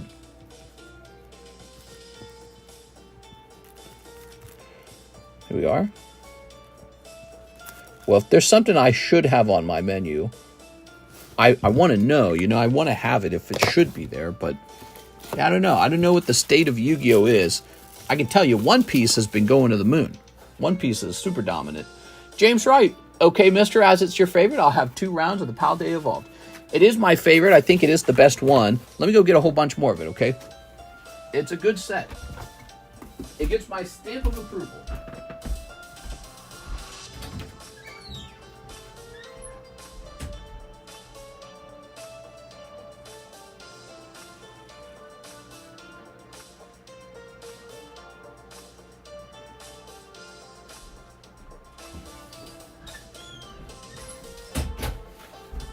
Okay. Oh my god, it's so cramped in here. Maximum Gold was a good set. You used to sell it. Yeah, I do remember that.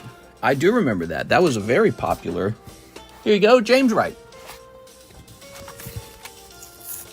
Alan said, Mister doesn't love me anymore. He doesn't love me anymore. What do you mean? There we go. Reprint rumors are not going to be too heavy. Dude, reprints are awful, man. They're awful to any hobby. Reprints are the worst.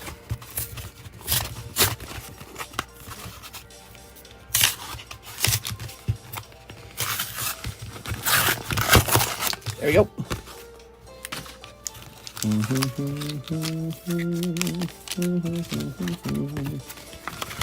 Ooh.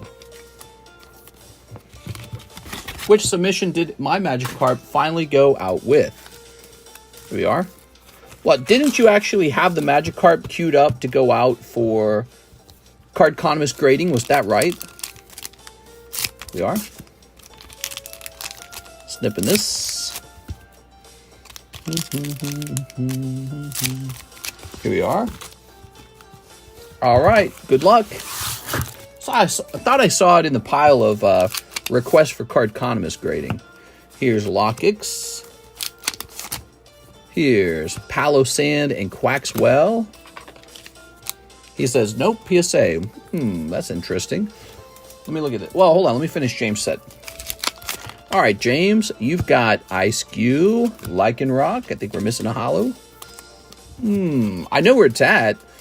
I have not submitted a Magikarp unless you pulled 2 of them. Did you have 2 of them? Spiritomb. Here's Pyroar Jigglypuff. Here's Noivern. How much for a box of Rarity Collection in clearance price? Well, I would probably just look at whatever the cheapest buy now price is on eBay and set it to that. That's how I got my Yu-Gi-Oh! Max Gold TCC 10 Blue Eyes from you. Nice. All right, that's for James Wright. You did get an AR. It's called an AR, right? And it's Quaxwell. All right, so James Wright.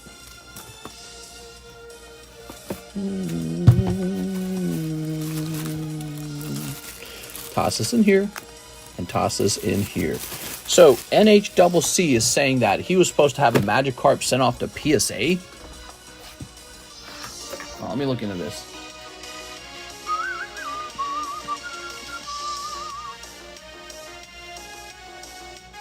Going up to PSA submitted.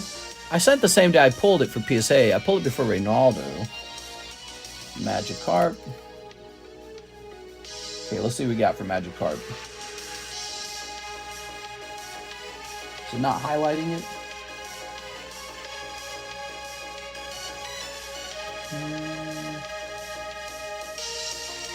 Well, let me run off and grab where I know you have a Magikarp. Give me a second.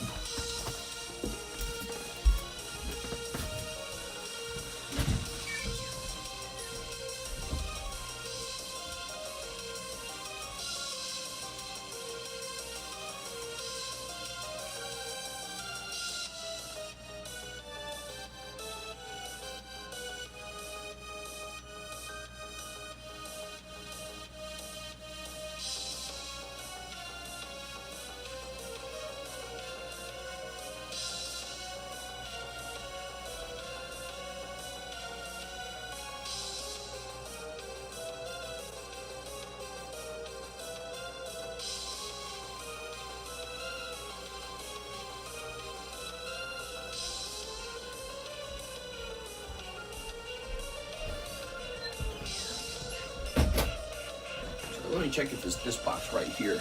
Give me a second. Did eBay clear the fees? I actually checked that today, and it has not. And I think, here it is, NHCC. So I think the reason it hasn't cleared the fees is because they haven't actually authenticated it yet. So eBay is also holding on to the funds for now. I've not actually received the funds. All right, give me a moment here.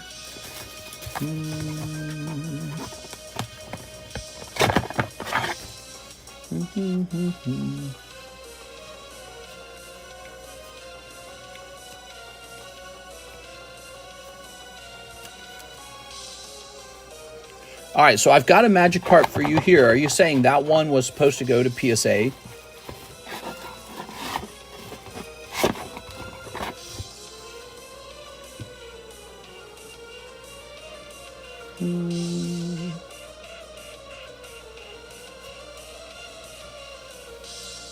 It's in a box for TCC gradings.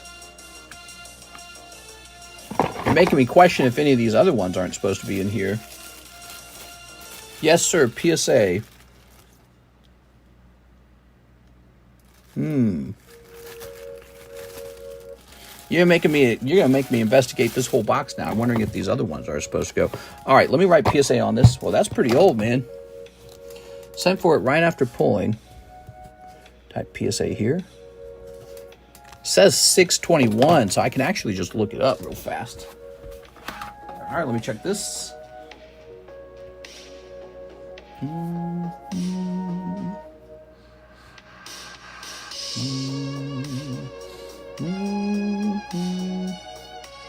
I should probably do this when I'm not live, but let me just do it real fast.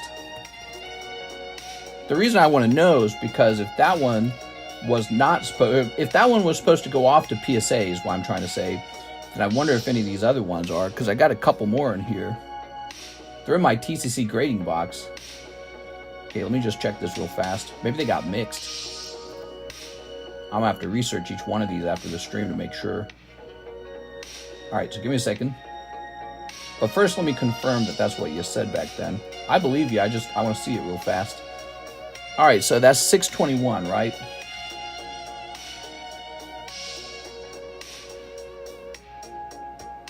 Sounds good. Yes. All right, so grade that carp. I see it. All right. Let me send it off to PSA. You said grade that carp. Maybe I misinterpreted that. Maybe I interpreted it as grading it with us.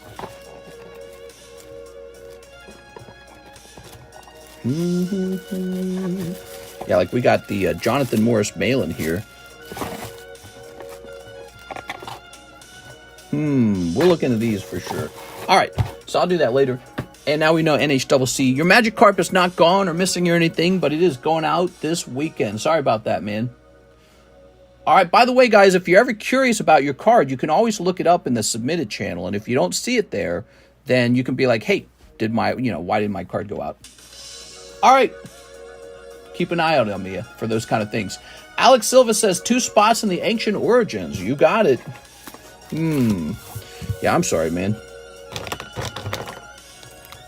Maybe I offered to grade it with TCC grading, and then I saw that you sent in for grading. My brain just kind of said, oh, he said yes to that. Yeah, maybe that's what happened. We was talking PSA grading. It's really a very long time ago for me, so I'm just going to assume, you're correct about that. Here we are. All right, Alex Silva. Here you go. So we just need 4 more people in here. All right. Get Battle of Legends Terminal Yu-Gi-Oh! I'm doing it! Now, 3 live customs for Alex Silva. Dang. 3 of these. 1, 2, and 3. You just got to hit right away. Very nice. Let's see what that is. 2 jungle... You got 2 spots in the jungle sublist. All right, so it was time for the jungle sublist spot to be pulled. Where do we put that? Here it is. Alex Silva. Good luck in there, Alex. You might pull the whole thing. There it is.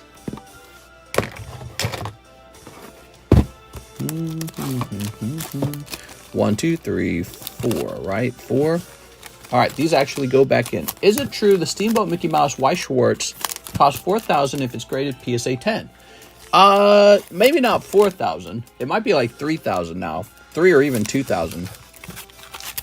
All right. This goes back in. So this goes all the way back into the back like that. See? So that goes all the way back there. The Jungle Sublist has 3 spots remaining. Alex Silva, you are in there. I'd like to put a star next to your name. You know why? Because if you get pulled, it'll be really interesting. It'll tell me you came from the live customs. There goes. All right. So, good luck, Mr. Alex Silva. Next up, we have Lionel Cruz spotting the Blaine's Charizard. Okay, Lionel Cruz spotting the Blaine's Charizard. Lionel Cruz. Okay. So that goes... Oh, my brain's thinking about that Magikarp. That goes in here. I see I got it from some source or sources. You got it from a sorcerer? We are. Very nice. 10 of these. Get a little rotate going. Here we have Poliwhirl for 40 bucks. Tapu Bulu. Ma Wild Break. Diglett PSA 10 and Starbirth Charizard. We have an order of Uriel Chavez. I should only have a hit bag, maybe in a box. 4 PSA grading, 1 for Spanish Lapras, 1 for... Oh, okay, you got it, man. So first let's start by looking for you. You might actually be moved over here to the U box. We got a U box. I bet there was room for you. Yes, there was. Okay. Now, you want some grading. Let's go find that Spanish Lapras. We're going to start there. Okay. Lapras. 1 for my best-looking Mewtwo. Your best-looking Mewtwo. Oh, okay. So you got 2 Mewtwo's. Is that right?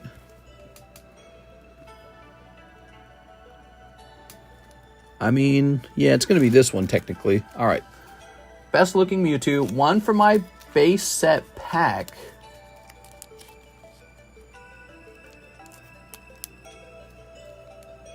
I can't grade your base set pack with PSA, so I can't do that. That's not part of what we do.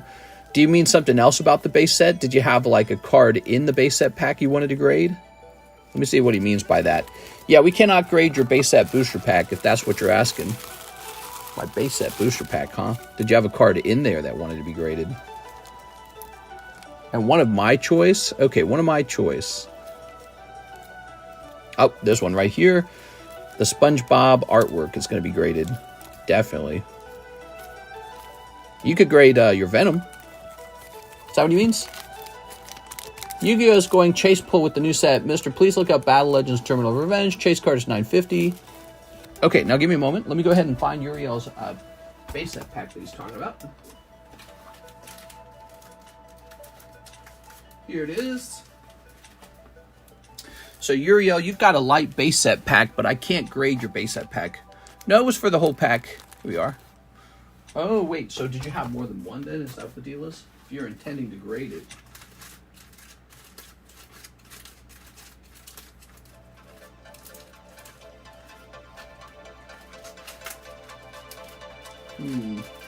Not sure I'm understanding.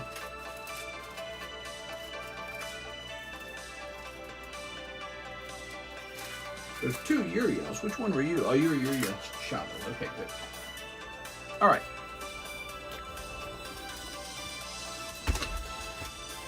Okay, so here is the base set pack.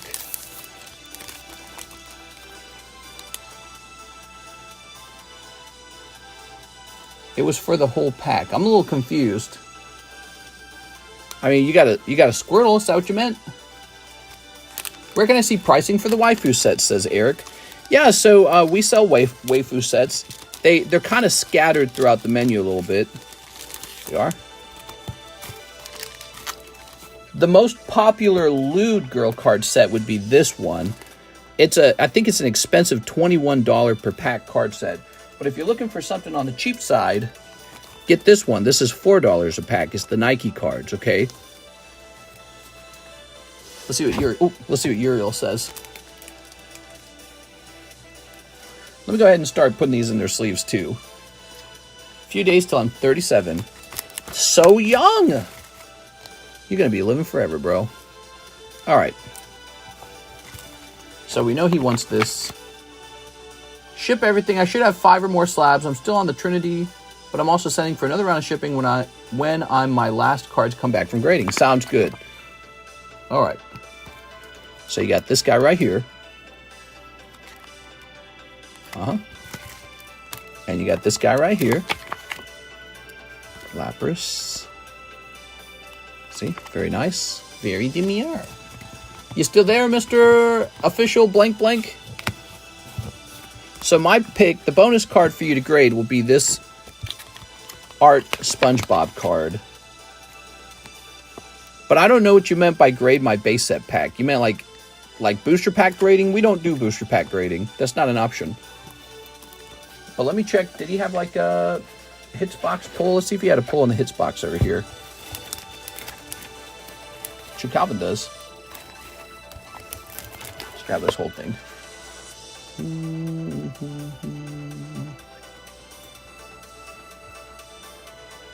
Let's see. Nope. Yep, I'm totally confused. Just waiting for him to respond. He's not responding. So you can't grade the whole unsealed pack. You have an unsealed pack over here? I didn't see an unsealed pack over here for you. There's a... Oh, I see what you're saying. Can you send what you have on the table? Let's send that Squirtle. I mean, I can send it for you, but it'd be $45 per card. I wouldn't want to do that. If I were you, I don't think I'd grade every single card in the pack. Here we are. There you go. Let's send that Squirtle for sure. Okay, so there's your Squirtle. But yeah, here we have all the cards. This would be $45 per card to grade. You'd be grading commons. So there's Kadabra, Potion Star, Utangla. There we are. There we are. All right. Very nice. Yo, that action flip Squirtle. Put this back in here for fun. It's very fun to keep them in here. He says, no, not that. I'm very confused. You got... You gotta tell me what you want, man. What you want?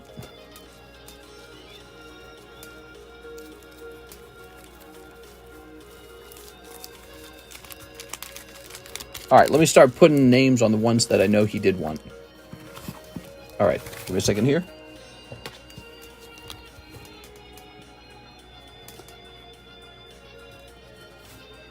That's going to PSA. What you have picked out now is great. Oh, okay. Whew. He must be on a delay. Uriel, you're on a delay. That's what's going on. He's got to be on a delay.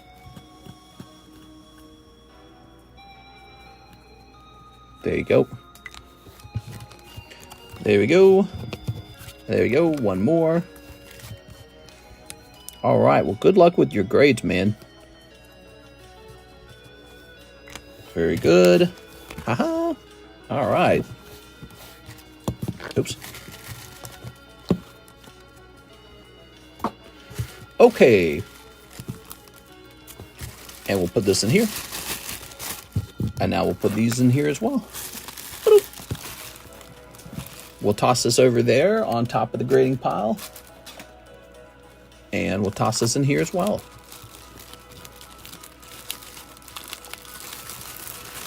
Okay.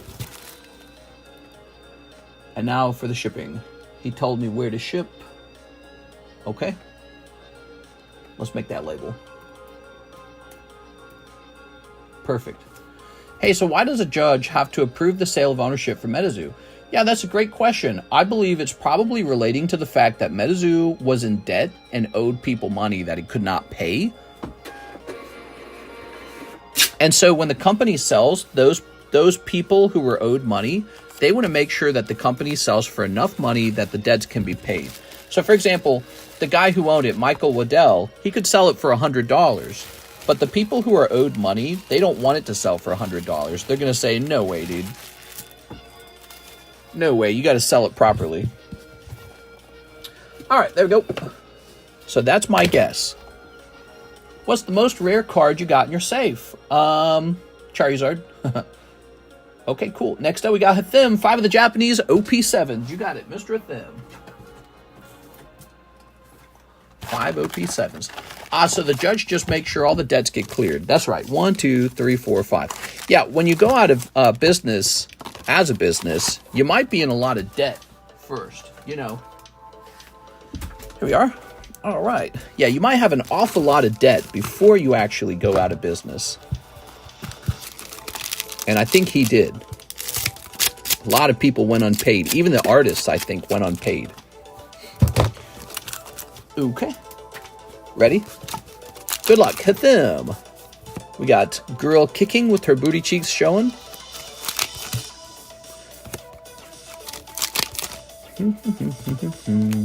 Comic book. Holo. And SR Bubblegum Girl. What is this build, man? There we go. Yeah, I got a couple rare cards. I got Pikachu, for example. He's pretty rare. I know 37 is the new 27. I don't think it is. I don't think it is. I think 37 is the new 37. I don't like it. I'm 35. I'm only 2 years younger than you, so we're about the same age. All right, that's Hathim. We are. I don't like it. I'm trying for a baby. What do you guys think of that? I'm going to be a dad soon enough, assuming all our parts work properly, and I think they do. There we go. Here's Mew. Here's Charizard. Here's Moltres. Time to move on in life. No more Peter Panning about for me. Here's Danny Santamora, 1982 Donkey Kong ×4. You got it. It's a great price on these. All right, Danny, here they are. Vintage Donkey Kong packs. Why isn't he getting jail time for not paying people? You know, that's the risk of doing business, basically. So if a business hires you and goes out of business, and he can't pay you because the business failed, I'm not so sure that he goes to jail for that. You might be able to try to sue him. I don't know if that'll work either. But when a business when it files for bankruptcy, it's basically saying, oh, we're out of business. So, you know, it's just, you're in that business, so you suffer with it. What happens typically when a business goes bankrupt, it gets liquidated. And then there's people in the business who get paid first during the liquidation. And if it's the workers, then they'll get paid first. But I don't know what the rules are. I've never had a failed business. Here's Don't Get Carried Away. Gorillas Need Love Too. Oh, no. Okay, and Jump. And here it is once again. The full picture. I love it. Mr. My wife and I had all 3 of our kids on the first try each time. What? Show us your Pikachu illustrator. Yeah, right. I don't even like that card. If I had $5 million, I'd just buy 5 million of other cards. I wouldn't spend that money on the dumb illustrator. I don't understand the unusual price of that card. There's so many better cards. Like the prototype Charizard was out the other day. I'd probably buy that before I bought the illustrator. We are. There's too many cards like the prototype Charizard, though. Nobody's nostalgic for stuff like prototype Charizard. Very weird stuff. We are. Okay. All right. How many packs are in a one-piece OP5 English box? 24? Is it 24? I think it's 24. Give me a second, Dragonfire.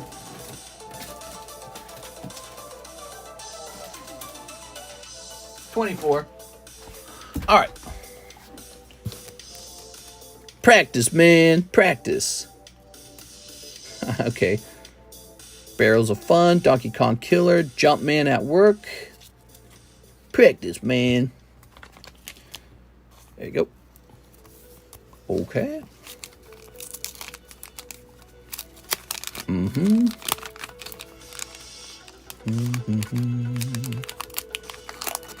There we go. There we go.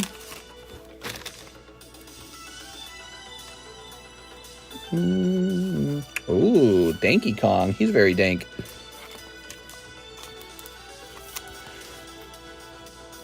Donkey Kong is a smash. Huh? No monkey business. You hear that? No monkey business.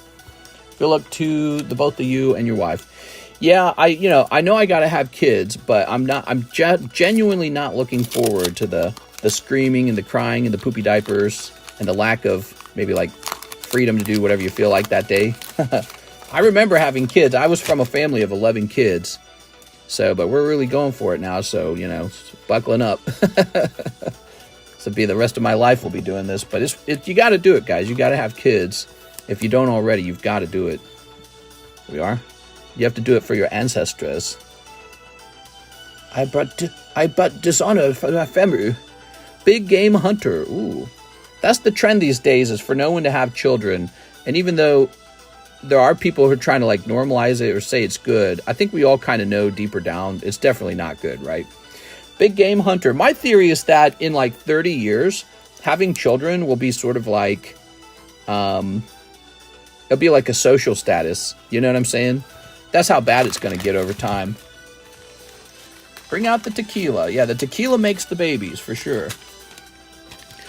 All right, these packs in particular are extra messy because of the gum. I'll get you 2 of these, okay? Throw the rest away. They're all crumbly. All right. So, Danny, let's find your bag. Danny, wait, you got a box, right? Danny's got a box. Yeah, here he is. All right, Danny. Cool stuff, right?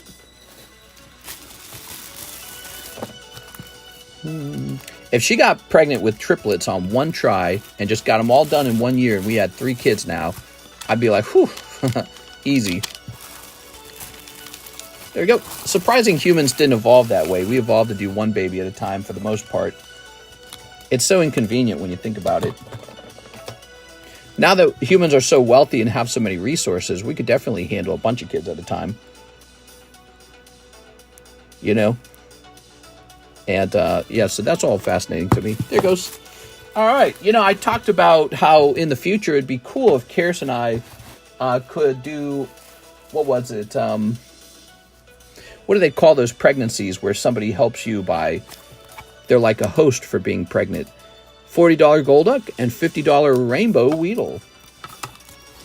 My brain's like, concubines? No. $58 Dark Golbat. Let's get this a little cheaper. 58 just seems a little high. Oh, it's a 9. I thought it was a 7. No, actually, that makes perfect sense. Surrogate. Yeah, Surrogate. This is $45. Here's a PSA 10 Phantom Rage Kyubi. Yeah, surrogates. We've thought about surrogacy in order to increase our family size as a trick, Christian Gutierrez, 2 Japanese Black Flame. The Pope came out against surrogacy the other day, and I was like, shut up. You're Catholic, you're the head of the Catholic Church. You should be saying make as many babies as possible. You know what? The religious are going to outpopulate the non-religious, and I don't know what that does to humanity. Well, it redefines what it means to be smart, It's like no matter what, it is smart to have children in the end. Here we are. All right. People look at children as a burden because they're a very long-term commitment. They're like a 25-year investment. Your kid doesn't really start earning any money for 25 years, but 25 years later, they will make money, and all of a sudden, it's like, hey, our family's larger. So, but you got to have them, in my opinion. You really do. Christian Gutierrez. Here we are. Who's going to buy Pokemon cards in the future? Here we are.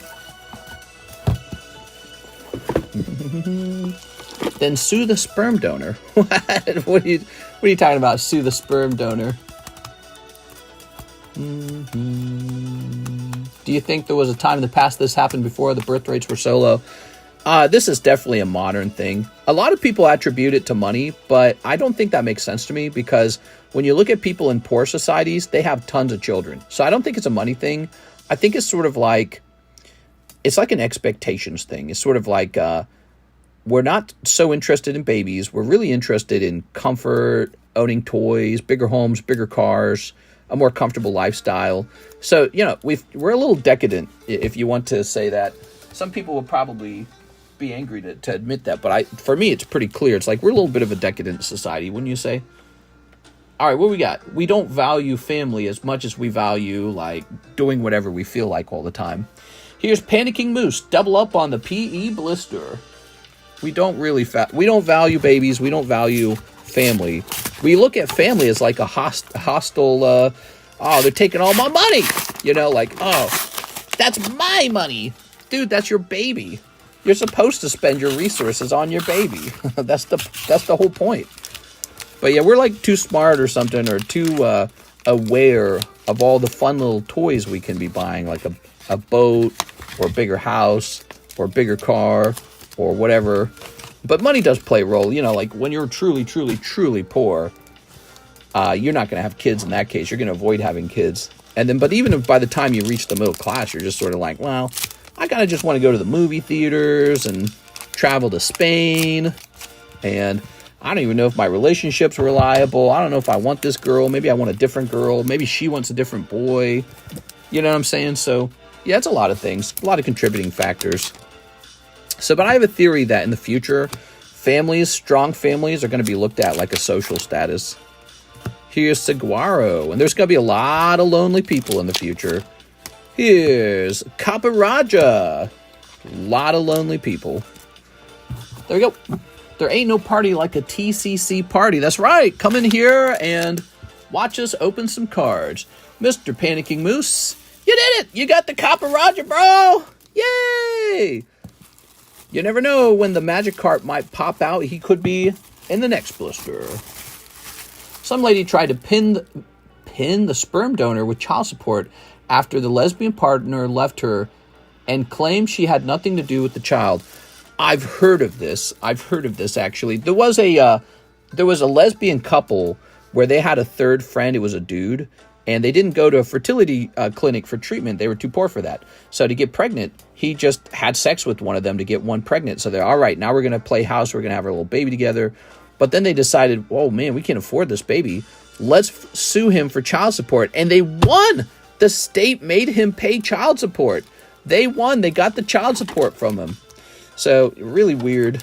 I don't know how I felt about that. I mean, technically, it's his child. So, you know, but he was not in the understanding that he would have to pay for that child if he was to get them pregnant. So I feel like it's, you know, it's not really perfectly fair. But in the end, if it was me, if I was in his shoes, I'd be like, all right, let's get this baby taken care of. You know, that's my child. But yeah, I would want to make sure I get to do some of the child raising too. It's like you get to decide how the child thinks. Like I should get to decide. Alex Silva, 5 Metazoo Chrome. Metazoo Chrome has been one of the best-selling items on the menu the last 2 weeks now. Few dumpster divers have some good fan base on YouTube. Mister, you need to put those TCC slabs up for sale. 1, 2, 3, 4, 5. I'm not really selling them too much.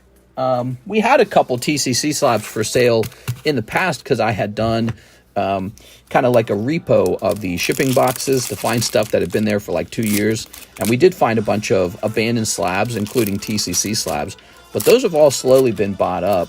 There might be 1 or 2 still in our rotation boxes. So you might see one pop up on the table here and there. But yeah, for the most part, I don't like to sell them. I just like to buy them. Your Honor, it is his child. I did pay for 2 blisters on the... Oh! Hold on. Panicking Moose needs 2 blisters. I only opened 1. My bad. All right, hold on, guys. We got to take care of Panicking Moose. 2 blisters. Not blister number 1, but blister number 2. There we are. Ooh. All right. Moose is trying to steal 2 blisters. I knew it. Grabbing this. Ta-da! What do we got here? We've got some holos. Come on, Magikarp. No. Oh my God, that's rough. It ain't right. Panicking Moose, I don't like that. Panicking Moose needs like a bonus or something. What do you think? A little bonus? What kind of bonus cards we got for you, Panicking Moose? We got, I'm going to give you a little bonus vintage card. Here you go. Yeah, Caterpie vintage. There you go. Sorry about that, Mr. Moose. I would never. Mr. Panic more than the Panicky Moose himself. No worries, all in the gamble. There we go. Now back to Alex Silva. Alex Silva is looking for like a 1 in 5 Mothman. I just woke up and I'm bricked. Here's the Spookster. Metazoo Battles. Oh, he needs his Tink-a-Tink. Hold on, the Tink-a-Tink stayed on the table. What did you guys think of that Kickstarter break we did yesterday? You want me to host another one? I got 2 more boxes. We could try again for holographic Metazoo Mothman. And when we pull them, I'll go, oh my god. Here's the Spookster. Here's Metazoo Battles. Here's Walking Sam. All right.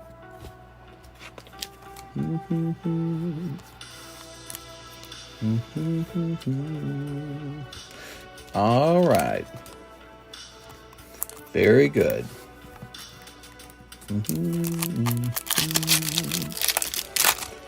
Cactus Cat. Here's Puckwadgie. Just looks like Sandslash. Here's Ghost Deer, but with like a diaper on. Here's Matlocks and Cactus Cat. Okay. Ta-da! You finished Pokemon Scarlet or Violet on Switch if you play video games. I did, but I didn't download any of the DLCs. I didn't do any of the DLCs.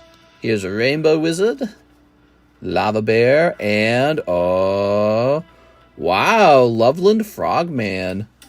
Numbered out of 99. Very cool, man. That's Alex Silva picking up Loveland Frogman out of 99. Cool, man. And then Bat Squatch. What? You see that Nintendo's taking down videos showing their games being emulated. Mike's side actually told me about that, yeah. And, man, it's crazy how butthurt people get about Nintendo protecting their own products. I've actually complained in the past about these ridiculous emulators. They're just stealing from Nintendo, that's it.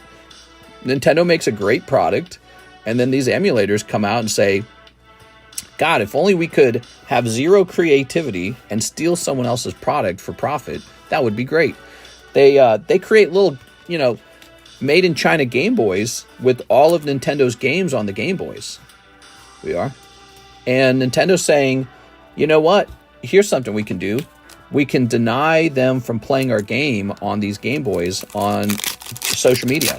So they're just looking at their tools for blocking this kind of stuff, because what sells the Game Boys, the fake ones, what sells the emulators is these social media videos showing people using it. We are Funeral Mountain Terror Shot. All right. Yeah, I've seen them. I actually ordered one in the past, if you guys recall, but it was broken. I had to return it. But the way they work is they're these little Game Boy emulators, and they got all the Nintendo games preloaded on them. And it's just like, I don't know. It's so wrong. Have I played Roblox? I've not. Karis has played Roblox. She thinks it's hilarious. Here's Loveland Frogman, but she doesn't play it very often. But even videos of playing them, well, so Nintendo has always been allowed to take your videos down. Same with Capcom, same with Bandai, whatever company you bought a video game from, could be Halo. They have always owned the legal rights to your video footage. It's actually in their video game, rights of usage or whatever, the fine print, whatever you call it, or what do they call it? I can't remember the name of it. But, user agreement. It's in all their user agreements. The video game itself is their content. What goes on is these video game companies allow you to post to YouTube. They even let you monetize your footage, but they don't have to let you do that. So, like, for example, if I were to leak footage of a Nintendo game, they can instantly cut it down. They can say, take that off right now. And YouTube will just listen to them because they're the copyright holder of that content. You're not the copyright holder. Turn that down a little bit. All right, so, they're battling these emulators, and they're saying, what's a tool in our pocket for battling the emulators? And they go, I know what we can do. Just stop the content creators from ever using that footage. And so that's a clever strategy. Terms of service, user agreement, yeah, something like that. So that's their strategy. They're saying, well, we're not allowed to tell the emulator systems to not be built. You can build a computer all day. Nintendo does not own the computer. But Nintendo owns the right to the video games themselves. Now, I think Nintendo knows they can't really stop companies from making these little games and downloading, Nintendo games onto it. Although they probably do try to stop that. But one trick they can do is stop the videos of people using the emulators as well. There we go. So you can use an emulator. You just can't show Nintendo's product on the emulator. And that's what Nintendo's saying. It's like, have fun with your emulator, but the moment you show off our game, we're going to come after you. Terms of service is for a service, not a purchased item. The EULA more often or end user license agreement. They're also cease and desisting a few Switch emulators. People think they're close to announcing Switch 2. Nice.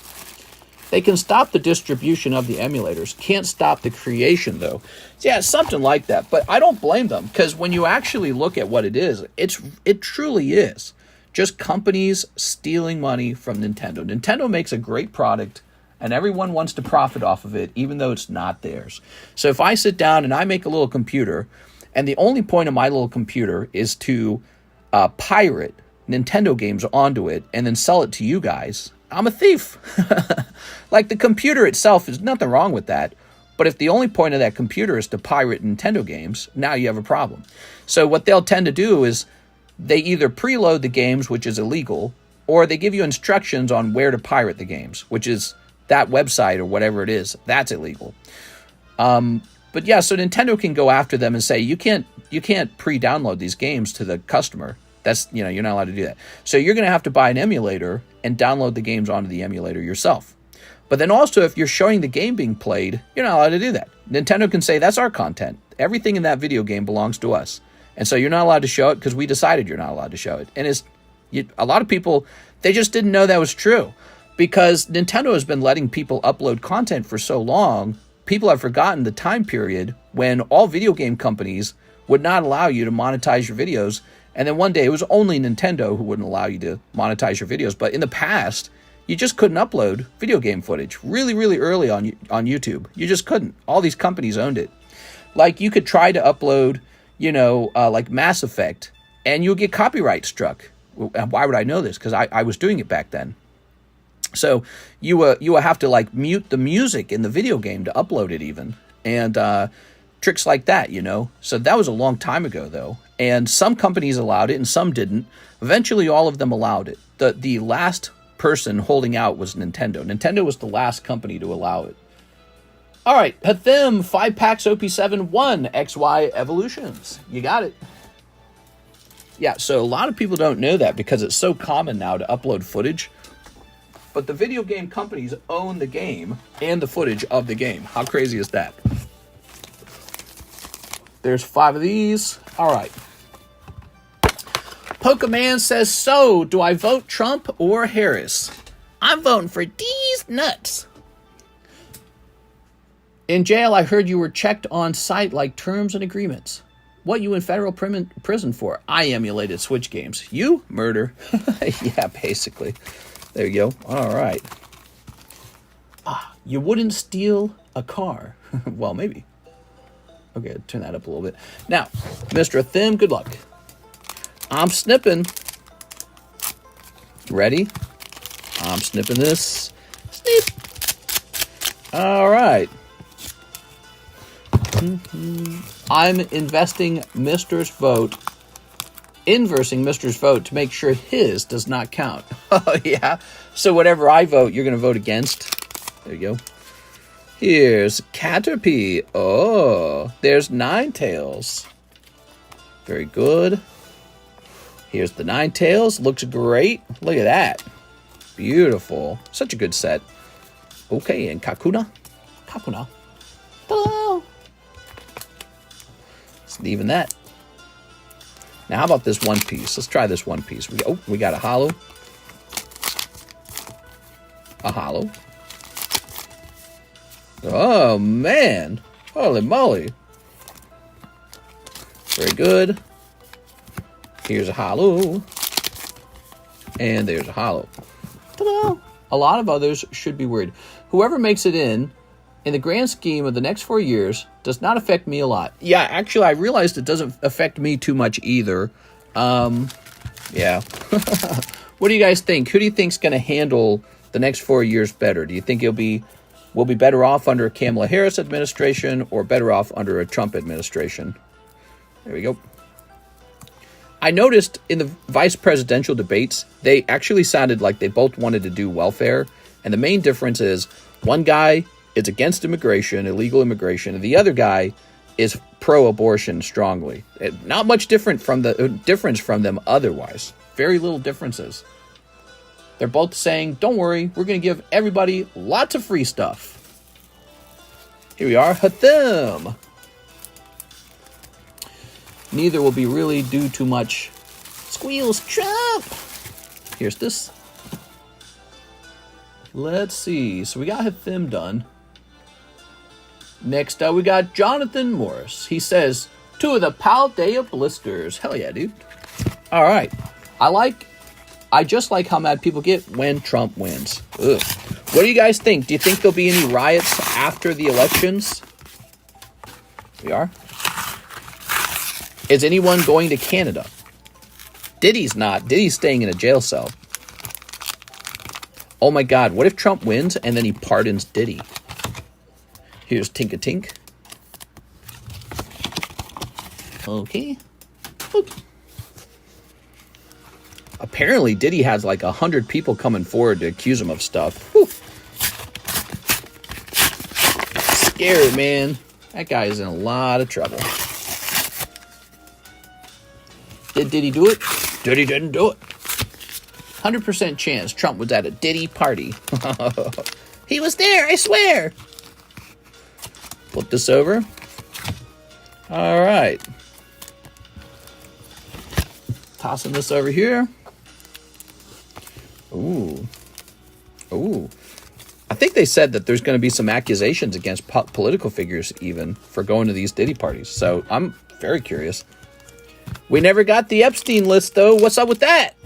Nobody has the Epstein list, or they don't want us to see it. Maybe because it was all of them. I don't know. Why don't we have the Epstein list? We'll never know. In 40 years, they'll reveal it. When most of us are dead. Okay, good luck, Jonathan Morris. Mr. Jonathan. Trump was in so many pictures with Epstein. Trump was definitely on Epstein Island. A lot of guys were. Bill Clinton at the same time was on Epstein Island too. It's very gross. But I guess being there doesn't necessarily mean you did anything wrong. Although it strongly implies you could have. You know what I'm saying? And yeah, those guys are gross, man. Here we go. What do we got? Oh, man, these Paldean blisters have been so cold. Maybe there's a big hit around the corner. That was all holos. Did you guys see that? Jonathan just got 6 holos in a row. Yikes. We did get some Epstein logs a month ago, maybe. What are these? Man, I'm just going to throw these away, dude. These are the Karutas. Set that over there. That's like 6 to 7 blisters straight. Well, something was pulled, right? Somebody pulled something out of these blisters. I don't remember. All right. Very good.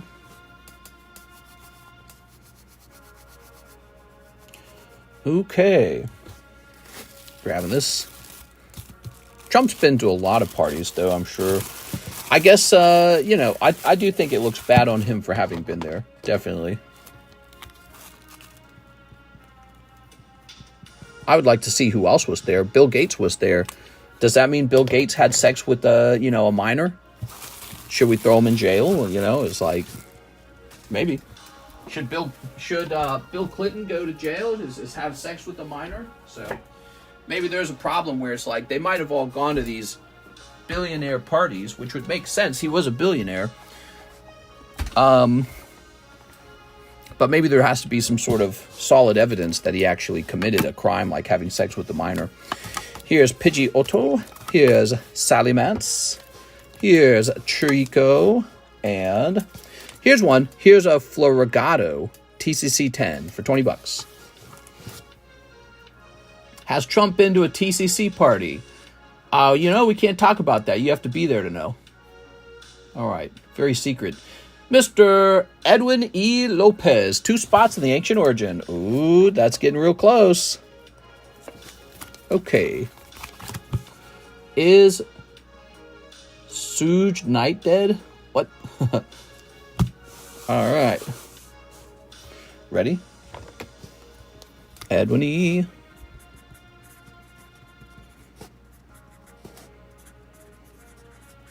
Very nice. Mr. Edwin.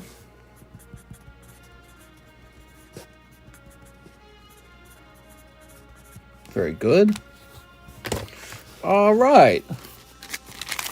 Mr.'s 4th of July Frankoff. What's up, Frankoff? 1, 2, 3, 4, 5, 6. We need 2 more. Yes, they were all on that island, or else one side would be using it against the other. I kind of feel the same way, John. So, Jonathan Morris. So, I feel like if, you know, if it was just the Republicans over there, I feel like the Democrats probably would have leaked whatever the Epstein Island list was. Or maybe like more evidence that the people who were there actually did something would have been revealed, right? Again, like, okay, so this guy's a billionaire. He's getting into this really illegal activities like sex trafficking or sex with a minor. That doesn't mean everybody who went to that island all took turns having sex with a minor. You know what I mean? Like, the guy in the wheelchair went there. Stephen Hawking, he went there. What did he do? You know, so it was just a place where all of the important people were invited.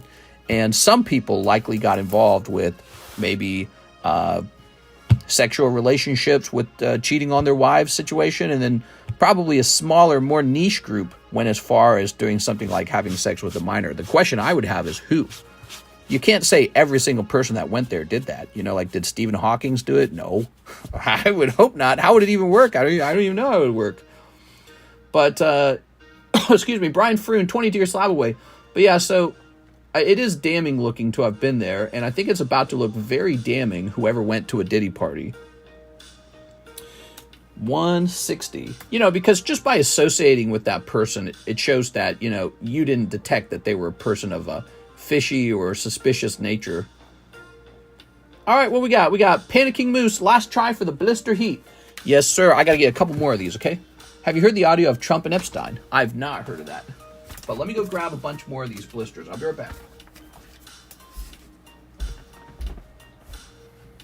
They were besties.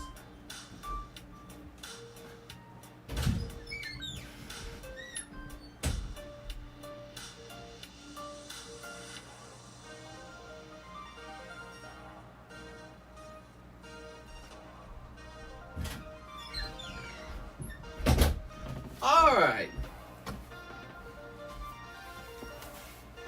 What I heard was that Trump was going to make America great again. Faroom. All you libtards.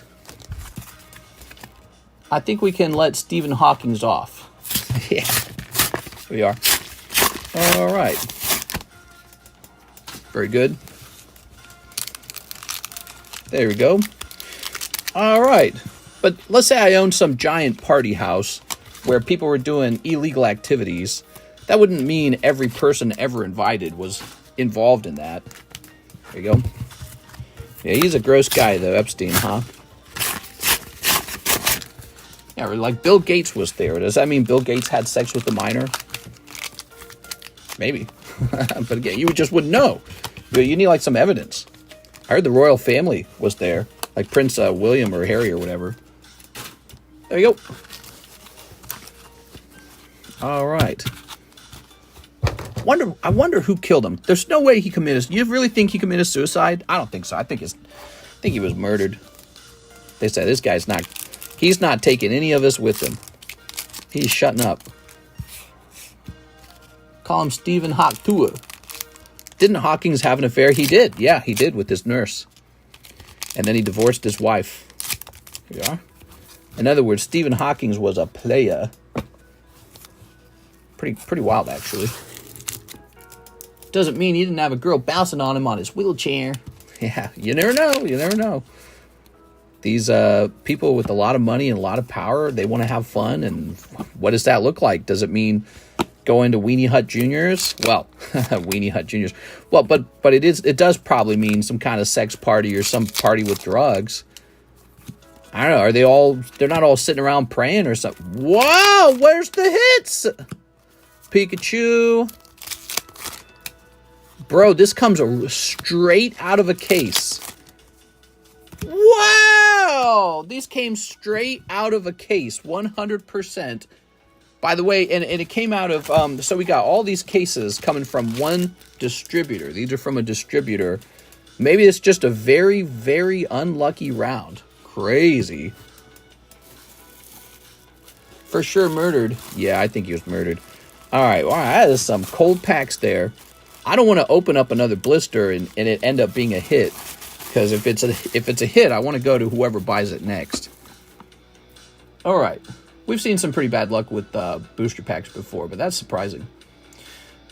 All right. There's nobody in the queue. It's only 2:50 a.m. in the morning. Why don't we do some rotations here? So, here's a Kecleon 9 by Kecleon. Charizard's going to stay up, obviously. Monkey D. Luffy 10. He's got to stay. I got multiples of that to sell. Arbok 10. Goodbye, Arbok. Slowpoke 10. We need to get one more. And Abrafoil. He's a 7. I'm going to keep him up here. Okay. Let's get some fresh slabs. They're not really fresh slabs. You know that? They're not fresh. So over here we've got Gardevoir 10, priced at 600. Let's go see if that's cheaper now.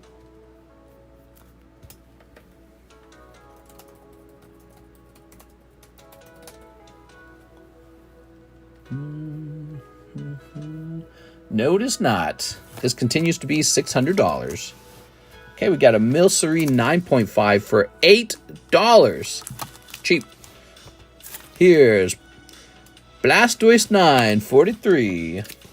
Charizard 10, $30. Pikachu 9 from Sandstorm. That's pretty good. Vintage Pikachu 9, $30. Gengar 10 for $30. And Espeon 9 for $28. Now I know Mr. Beast thing that thank you for explaining. What?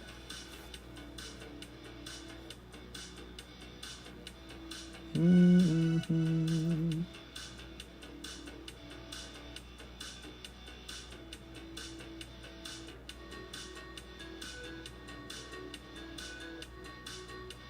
All right. Give me a second. Oops. Let me open this back up.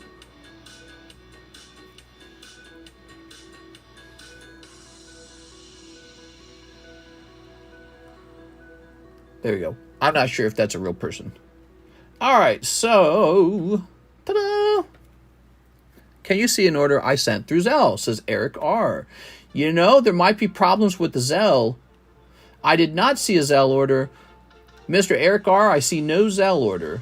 There might be problems with the ZELLE. Bank of America announced an outage this morning, and I couldn't even see my account for a while. No, but we had an order earlier. Yeah, so we had an order earlier from Jonathan Morris. So it was working for him. Oh yeah, we have an Eric Rodriguez order. So that was from the past though. That was from 1:26 a.m. So I don't see one now though. Maybe it's still waiting to show up. If I buy that Blastoise, can you change the 9 to a 10 with whiteout and a marker? Maybe I can put like a sticker down on it and then say 10 there. All right, let's see. We do have a bigger order from Robert Brown. He says Topps Chrome Disney, 2 Sneaker Bunko, 1 Paldean Booster. Paldean Booster. Can you tell me what you mean by Paldea Booster? You mean Paldea Evolved? Or do you mean Paldea Paldean Fates? Which one do you mean? Let's grab this. Have you been to the Bohemian Grove? Yeah, only every summer. Topps Chrome Disney. So it's time to open a fresh box of the Topps Chrome Disney.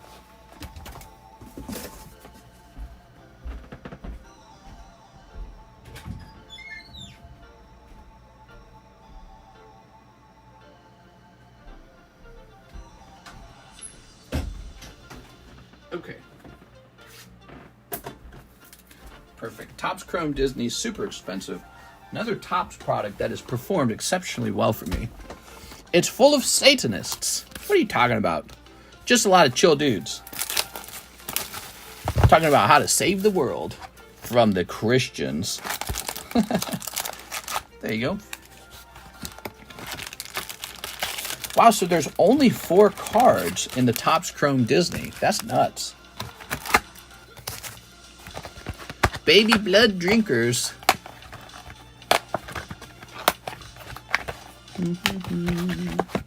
Toss this away.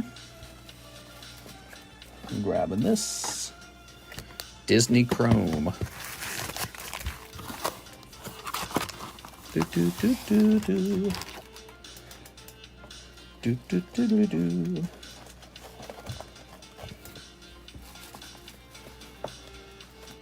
Okay. Ta-da! So, what we got?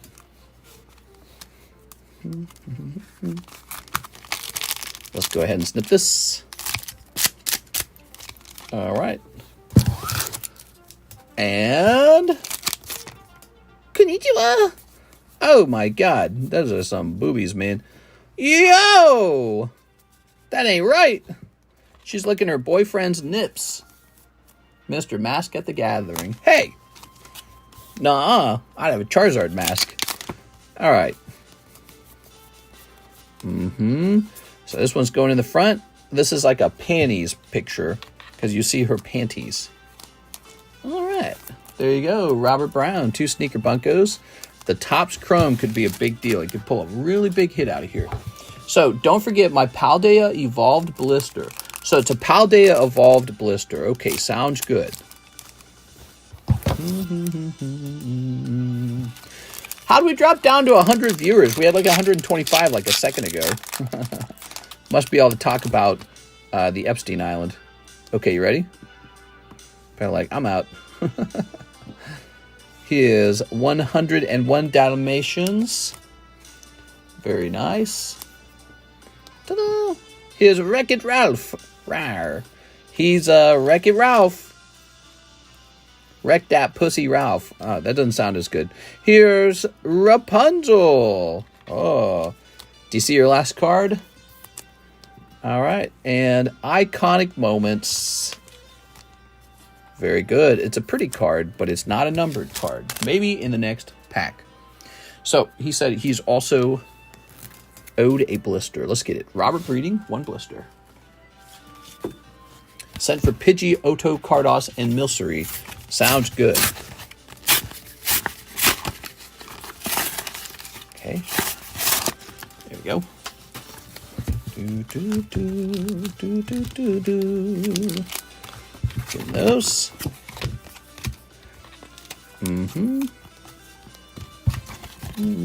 Quick, talk about Sydney Sweeney. I have heard that name a couple times. Somebody tell me who Sydney Sweeney is. Snipping this. And sneeping this. Sneep.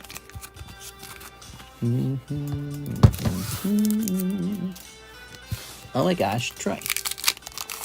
Here's more holos. Could it just be a case of holos? Is that possible? I mean, you guys are seeing this, right? Like, this is coming straight out of a blister. These are blisters that came out of a sealed case. They are? All right, that's no good. $85 for the Disney. Yeah, it's pricey. It is pricey and going up in price, believe it or not. Whoa, that's a big fat bag.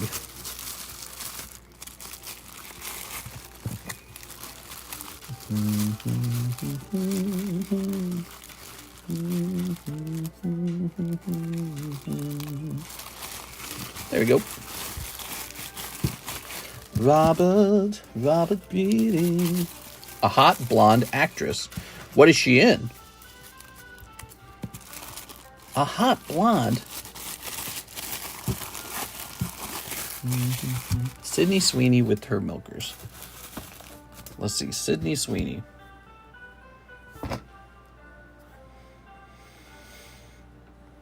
American actress. This is what you're talking about? This is the hot girl? That? Nah, dude. No way, dude. All right, let's see. Man, they can really make somebody attractive with a lot of makeup. What is she in?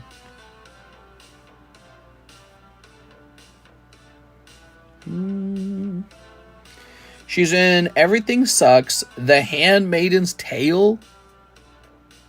She was featured in Quentin Tarantino directed film Once Upon a Time in Hollywood. All right, whatever you say. I don't get it. I don't know. Wrong bag alert. Oh, wrong bag. Wrong bag. What have we got? That says Robert Breeding. Oh my gosh. We weren't servicing Robert Breeding. Robert Brown. Oh my lord, dude. What are we doing over here? All right, let's try and fix this. Wait. So this is his. These are his. Is this in the front his? I can't actually remember. Wait, what's Paldea Evolved? Paldea Evolved is, oh, shoot. It doesn't say it on it. Wait. Maybe it's the bulk cards would be over here. Give me a second. Ugh. Pal EN. Okay. Maybe they can be mine now. Just kidding. We were putting it into the bag for Robert Brown, dude. We didn't put any of his other cards in this main bag, did I? Oh, no. This is confusing. What did I actually do? What I was doing was I don't think so. I think all of these are Robert Browns. Robert Breedings, that is. You're not allowed to have a name similar to another guy. That's against the rules. You know that. Okay, these are all definitely yours. 100%. And then we have the PAL EN.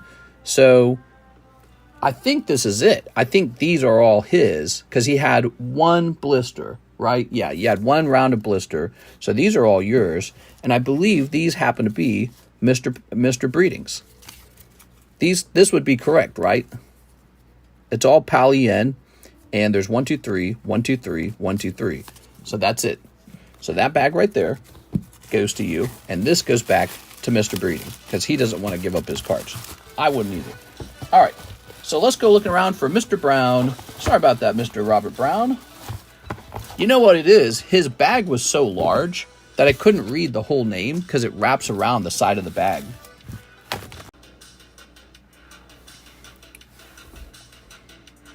All right, we're reconnected. So here it is, the Robert Brown bag. I bumped the wire. Sorry about that. Okay, so here we are. Bumped the Ethernet cable that gives us internet.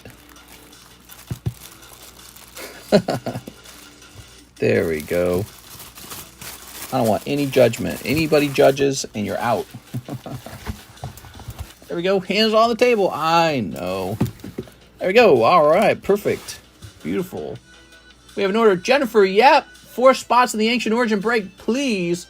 2 in the Chrome Marvel break. Okay, 2 in the Chrome Marvel break. Let's start there. Where did that sneak off to, the Chrome Marvel break? Here it is. Okay, yeah, we got this Chrome Marvel break right here, guys. And it has Mr. Smokes Too Much Weed to remember something from 3 minutes ago. How do I get rid of this keyboard? There we go. 1, 2, 3, 4, 5, 6. So that's 6, 7, 8. So we're up to 8. I've still never tried weed. Cares tried it. She didn't like it. There we go. Very nice. Why are you guys hyping him up? It's just Glaceon. It's just Glaceon, guys. Now you're starting to annoy me. Okay, so I don't think there were 4 spots left, but we could do a trick to fix that. So it's 2 spots per pack, right? 1, 2, 3, 4, 5, 6. So all we got to do is add 1 more Ancient Origins to the break. That's all we have to do, and the problem is solved. Okay, here we are. So there's going to be a 5th pack to the Ancient Origin break. That's going to be fun. And then let's get you your 4 spots, Miss Jen. It's just Glaceon. Oh, Lord, dude.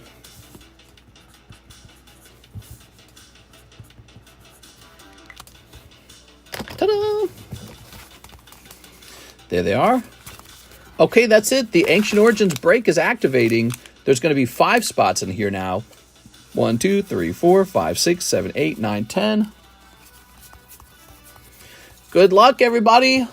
You could get lucky or you could get unlucky. Just knock the phone off the table. Problem solved. Okay. All right. The only bad picture of her for sure. I mean, come on, dude. It's the first picture that pops up when you type in Sydney Sweeney on Google. What are you talking about? There we go. That's the very first picture. Oh, no, that's just a bad picture. I don't think he swapped though right.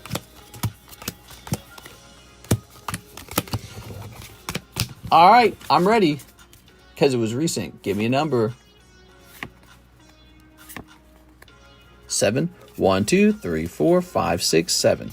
What does that mean? Because it was recent. There we go. Are you saying Sydney Sweeney hit the wall? All right.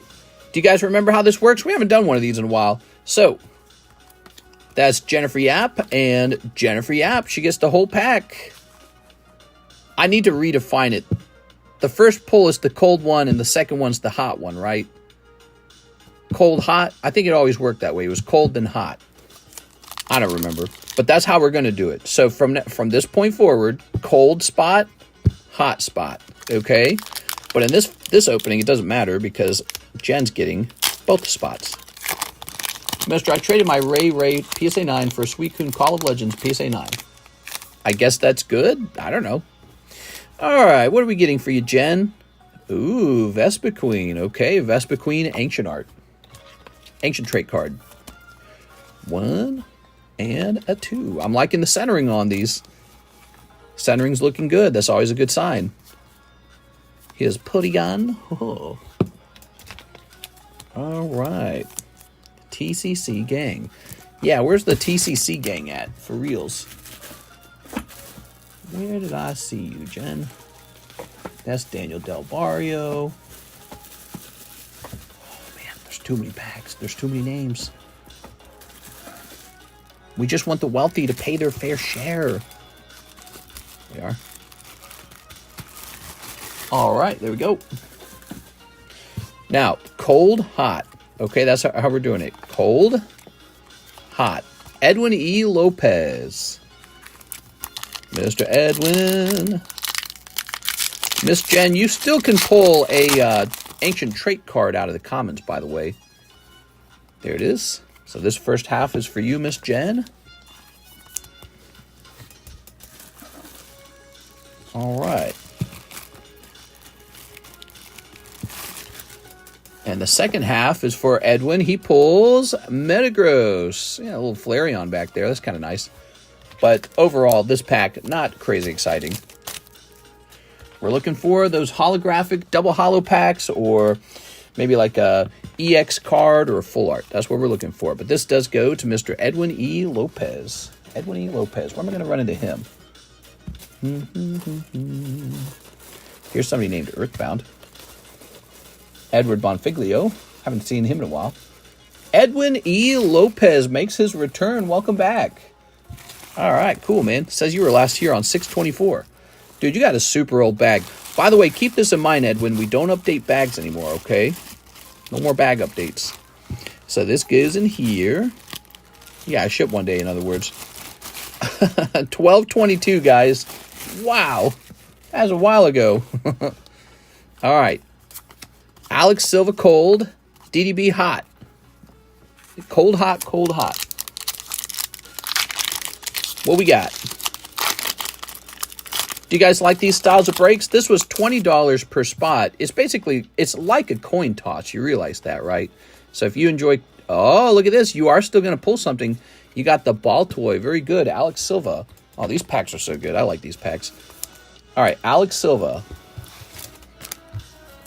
We could do another round of these, or we can move on to a new set. What I know is it took a while for them to start, but it's like once somebody jumped in, then they started moving. Alex Silva. Must be over here. Oh, that is heavy. Yeah, here it is. Okay, Alex Silva. You traded your Rayquaza 9 for a Suicune Kala Legends 9. I don't know which Rayquaza you're talking about, though. Okay, now Daniel Del Barrio pulls... Well, just another Metagross. Okay. Crazy. 2 in a row, huh? What are the odds of that? Not bad, though. No truly cold packs have come out, because every pack has had one of these in the cold spot. There it is, DDB. So that's nice, at least. That's Joey Maycumber. Is this DDB? DDB. All right.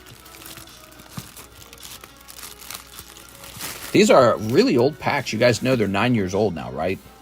Okay, now we've got Edwin E. Lopez Cold, Damian Holdings Hot. Okay, Edwin. Oh, this could be a pack with something in it. No, I'm wrong. Okay, it's not. So this is Edwin E. Lopez. I'm getting all hyped over nothing. Edwin E. Lopez Cold. So you got the cold round this time, Mr. Edwin. And Damian Holdings Hot. Look at this. Reggie Steele. Reggie Steele's nice, man. Where did I last see Damian Holdings? I'm trying to remember. Shoot, man, I don't know where I saw him last, guys. Darwin, David Ma, Daniel Arredondo. That's Darren Thompson. Oh, Damian Holdings, I found you. Okay, that wasn't too bad. Thank you, Damian. One more round. Now, I suspect these last 2 spots are Jen. Alex Cold, Jen Hot. Okay, it's Alex and Jen. Here it goes. Good luck, Jen. One more round, and Jen pulls a hot spot. That's good for you, Jen, because you had a cold spot last time, so it all evens out. But what really matters is what's in the pack. Let's see if something good's in the pack. Man, it looks like it could be. Baldwin Whooper. Oh, my God. Jen just got so lucky. She got a textured card. All right, Alex, some commons. Oh, my God. Sorry, Alex. Alex, you were so close. It's like a coin toss, Alex. But Jen got the heads and you got the tails this time.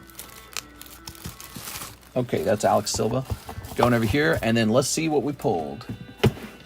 Come on, Jen. Oh, man, Hoopa. Very nice. Hoopa full art. I don't feel like Hoopa was ever super popular, but I like the centering on this. Centering looks pretty decent, actually. Very cool. You guys want to zoom?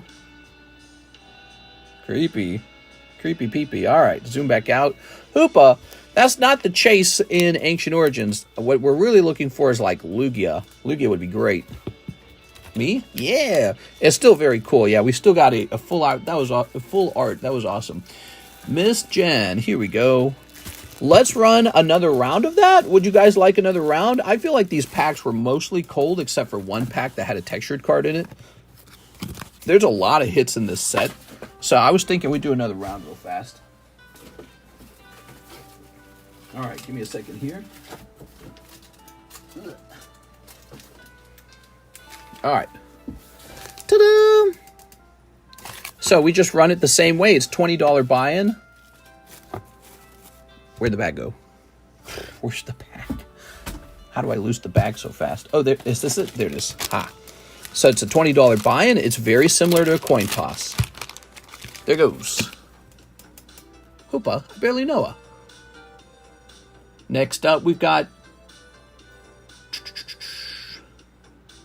Aovic, who wants the Milder and Pidgeotto Carddass. Milder. Milcery. Here it is. Okay, Aovic. Thank you. And then the Pidgeotto.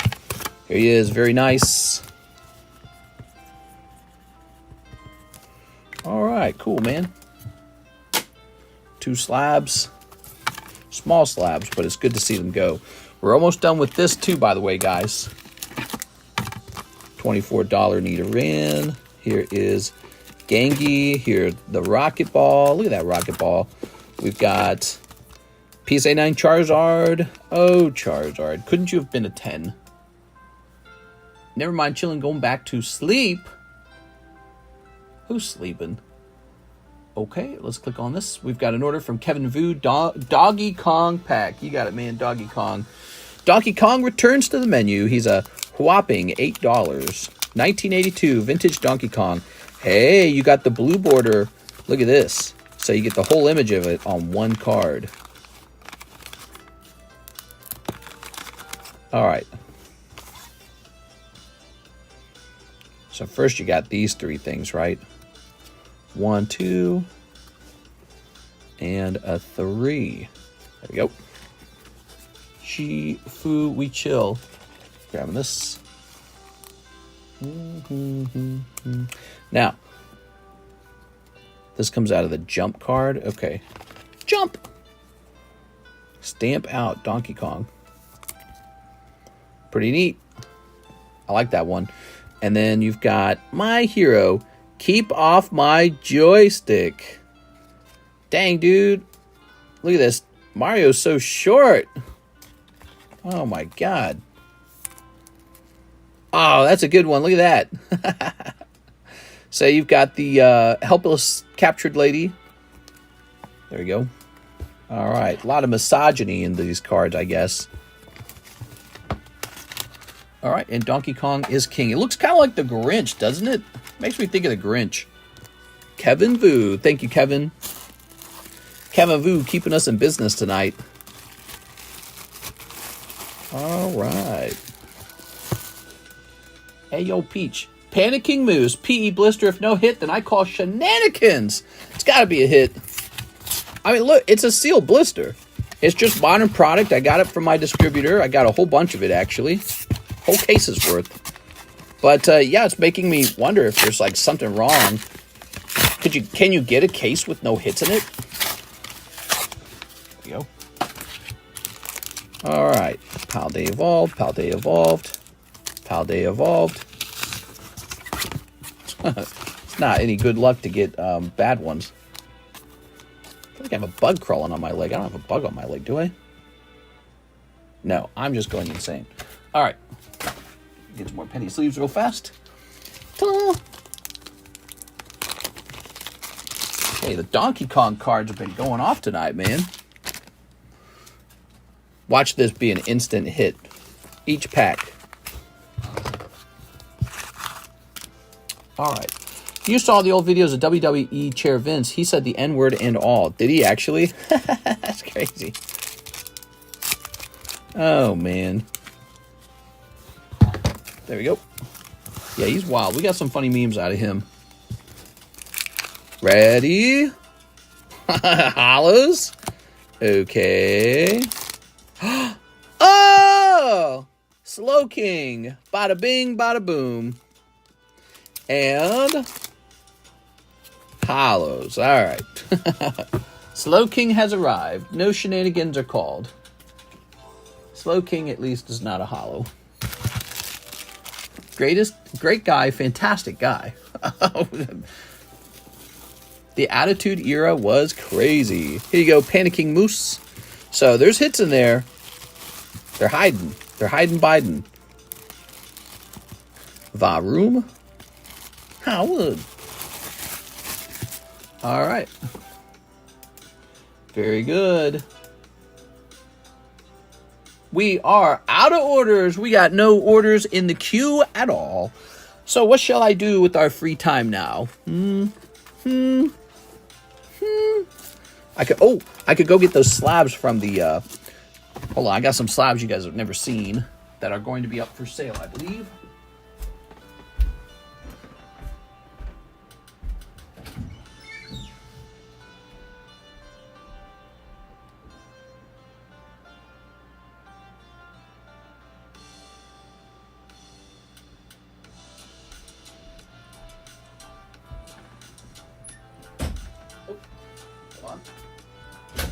All the way.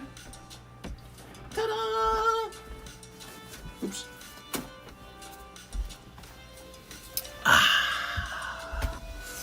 What do we got? So here's a Delcatty. I think I was gifted this. I've got a Primeape, a Natu, and a Regirock. Cool. Okay. So some new slabs for the table. I want a shot at Zard. You got to buy a spot on that Gym Charizard break.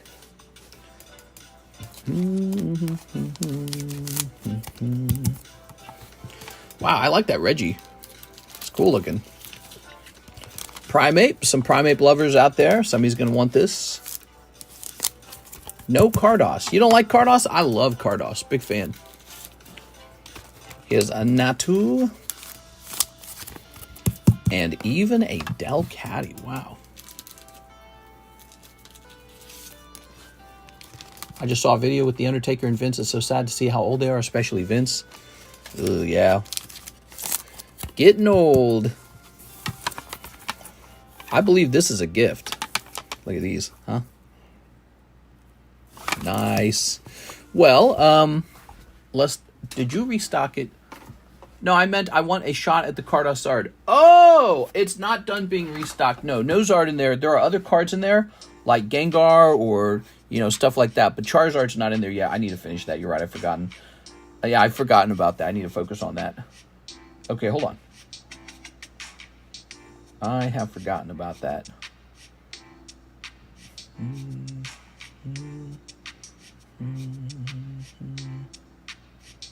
What? He didn't cancel my... That's annoying.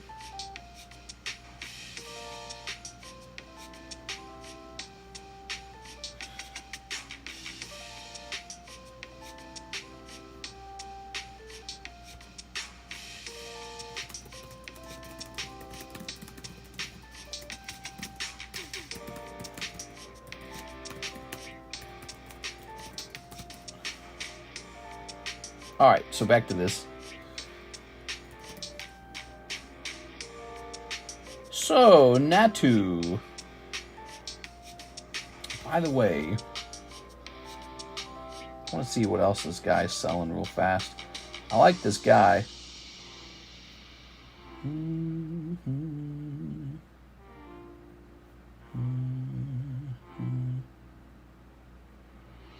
I'll have to look into him later. Oh,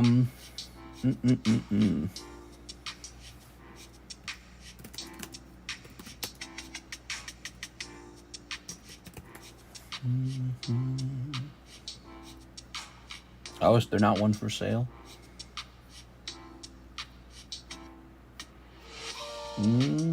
Oh, fascinating. Okay, so set this guy to the side. Let's try this Primeape next.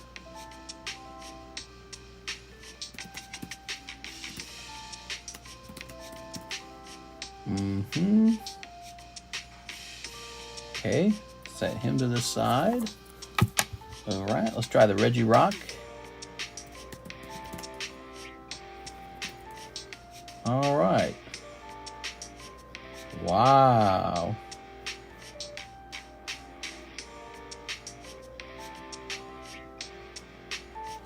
So there weren't either of these for sale at all.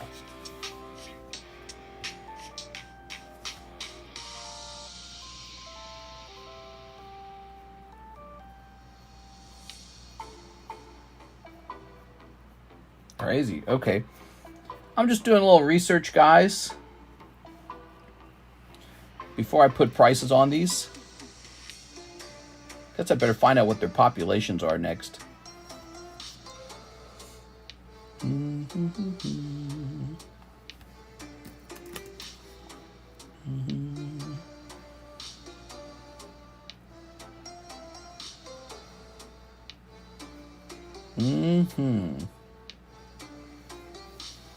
I'll leave this open. So while that waits there, I'm going to do some additional research on maybe cards like this. Holland Phantoms. Reverse, right?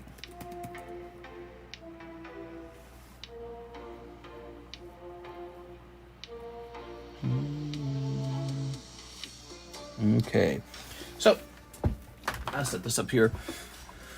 Let's go ahead and scan these to find out how populated they are. I can't speak. Might as well add this one to the pile too. You know, I got this one over here, the Pelipper.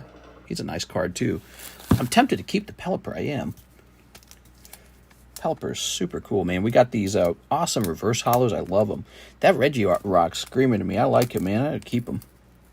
Regirock's a little cooler than the others. Oh, there we go. Pelipper. Toss it over there. I know you guys like new slabs. These are rare slabs from the EX era. The EX era is the Gold Star era. I don't know why we call it the EX era. We should just call it the Gold Star era. It's a better description. Helps people understand what's going on. So Regirock, you ready? He is population 19. Oh, my music stopped? Where's my music? What else can I play? Can I play any other music? Super Mario Synthwave? I guess. I'll turn the Plants vs. Zombies back on soon. Alright.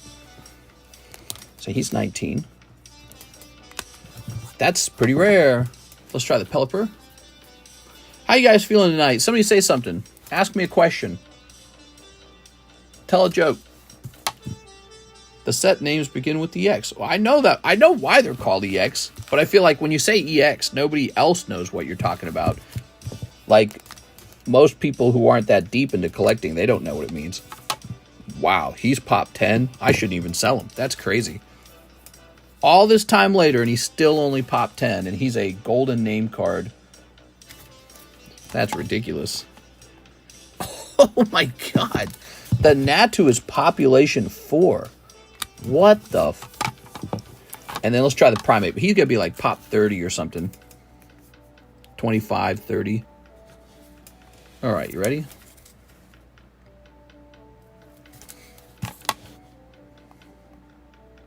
Oh my god, he's population 5. Wow, wow, wow. That is super crazy. I do not know what to charge on these now. These were a lot more rare than I thought they were going to be. So I don't know what to do with these. And then here's our Delcatty. He gifted this to me, the person who gave me this card. I was a buyer for him. And I don't really know what it's worth. It's a 5. I'll make it $18. Just a fun little thing. Let's see the next order in the queue.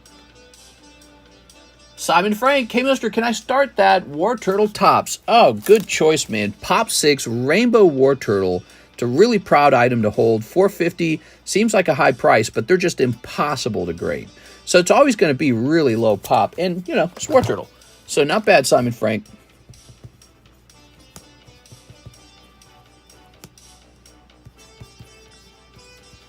All right, Simon Frank, sob away.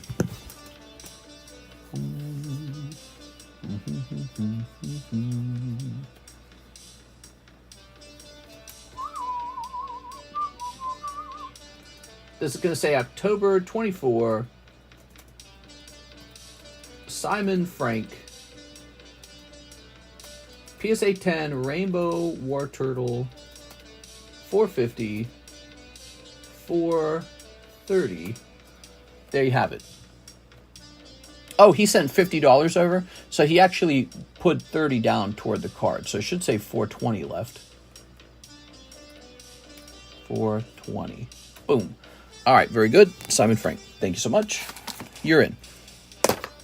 Okay. Does low pop mean it's a pricey card even if there isn't a last sold on eBay? No, not necessarily. Like, let's say this Primeape is pop 5. Does that mean I'm allowed to ask $1 million for it? Well, I could, but nobody would buy it for $1 million because you can do other things with $1 million.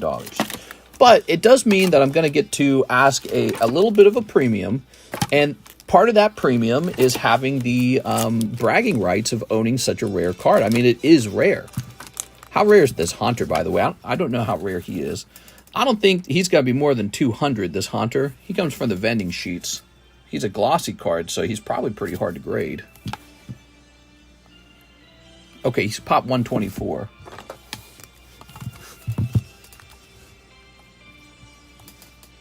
Okay, 124. But yeah, I mean, being pop 5 is really interesting. So, okay, that's it. There's no other orders in the queue. It's 3:30. I'll just continue working on this. All right, you ready?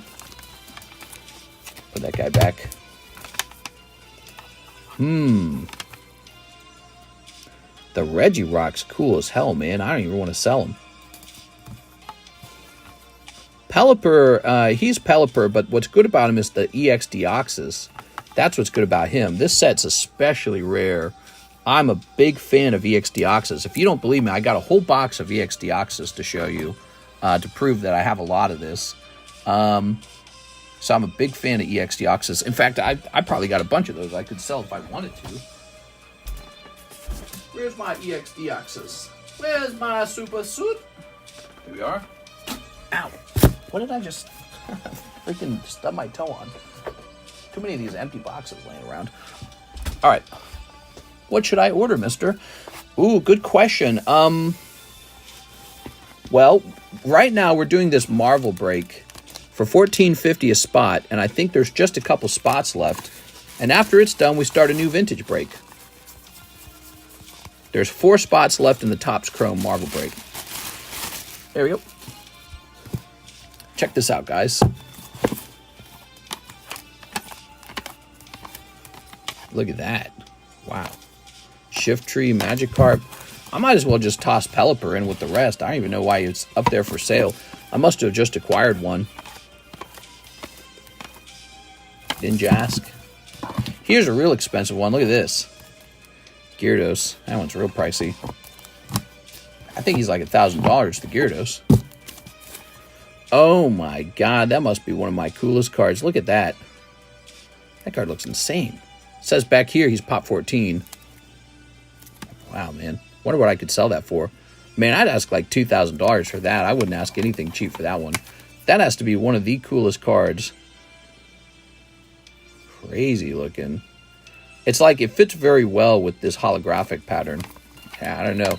That has to be a holy grail card for Sableye collectors. Slacking Puccino. He looks nice. Metagross. Deoxys. And Whiscash, Magcargo. Yeah, I got all kinds of Deoxys cards. I might as well just toss the Pelipper in there. There's not even a point selling him. He's only pop 10, and I collect Deoxys. I like these Dusclops Deoxys. I'm a big fan of those. But look at this. We got Magikarp. Oh, man, that's good. Magikarp's good, man.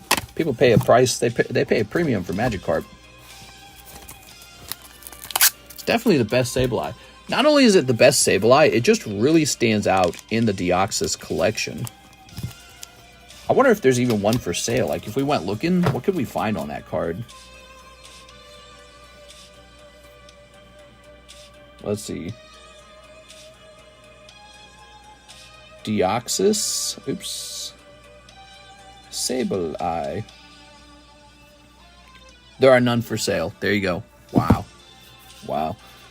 I mean, I'm not surprised. There's only 14 of them in the world, and the people who have them probably show them off. Last sold in March for $612. Oh, well, then I'm way off with my guess, but $612 seems low to me. It's the Deoxys set. You know, it's kind of like the Gold Star Rayquaza is the most expensive Gold Star. Is it? Or is, I'm pretty sure it is, right? Typically it's sold around $45, $75, somewhere in that range. I mean, there's the Gold Star Torchic. There's also a Gold Star Umbreon. I don't know. He goes for like 25, doesn't he? But Natu Primate, man, I like this Regirock. He just looks nice. He has a nice design to him. Those are lovely cards.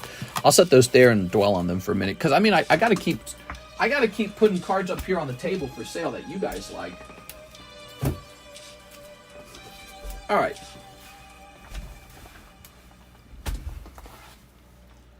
Let's see. Let's go ahead and toss this out. We're going to go ahead and refresh. I can't even find 9s of that Sableye. Damn. One did sell in 2023 for $926. Ah. 2 Duskmorns for Miss Jen. Heck yeah, Jen. All right. We got Duskmorn here. Toss that box out. And a fresh box of Duskmorn just waiting to go. All right. Very nice. NHCC. Mr. I want the Primeape. He is a lovely Primeape. Unusually rare. The booster pack he comes out of is like, I don't know how much a fire red, leaf green pack costs for these days, but it's pretty expensive, I'm guessing. Last time I checked, they were expensive. Oh. Okay, Miss Jan.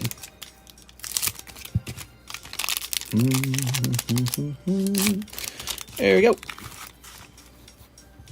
Cool. Ready? Let's pop this out.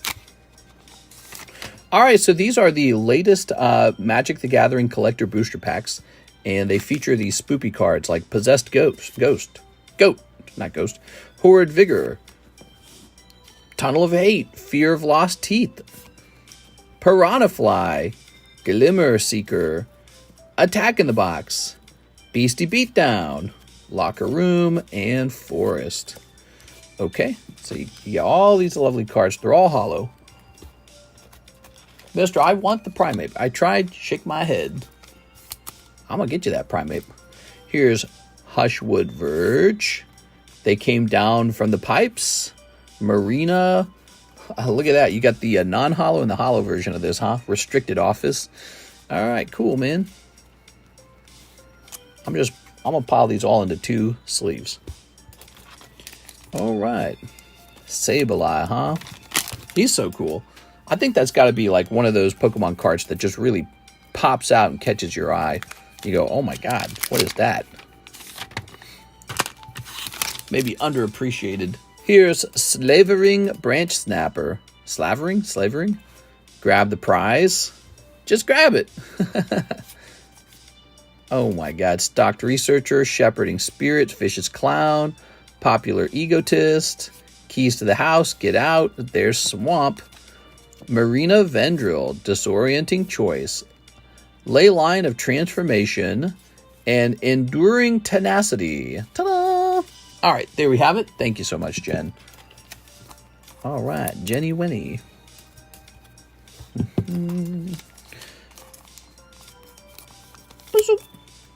All right. Jen had some good luck tonight. She pulled a textured card out of Ancient Origins. Grabbing this. Okay. All right. For those of you who are showing up later in the stream, I was talking earlier about how we watched The Walking Dead tonight. My wife and I did. And we just got past the Negan part of the story. Where... And by the way, when I talk about Walking Dead, it is spoilers. Where he beats up Glenn and all that. And so I really didn't like it. I thought it was very poor story writing. I don't think it made sense to do that. It didn't really... It didn't feel like he was built up well enough as a character. Here we are. And it didn't feel like Glenn did enough wrong things to be chosen to be, smacked. Primeape. I like Duskmoan. So Primeape, Pop 5 Primeape, huh? I don't know. How much do we sell the Snorlax for? I can't remember. Wasn't he like 400? I think the Snorlax was like 400, but he was a higher population than the Primeape. Do you sell packs of Deoxys? I do not. I do not sell packs of Deoxys. How much are they? Are they like 800? That'd be an interesting break.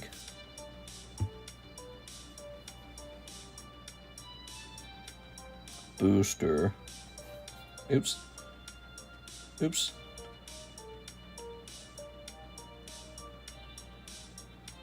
There you go. All right. We could buy a booster box of it for $78,000. Probably not going to do that.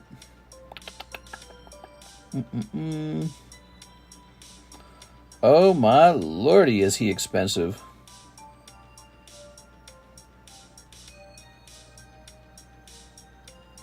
You can get ripped off by somebody who's selling it from Italy. Yeah, this isn't resealed, probably. Yeah, it is. That is so resealed. I guarantee you it's resealed. We got scammed by a seller in Italy. I'm not doing that twice. We can get an empty EX Deoxys box for only $700. Oh my god, dude.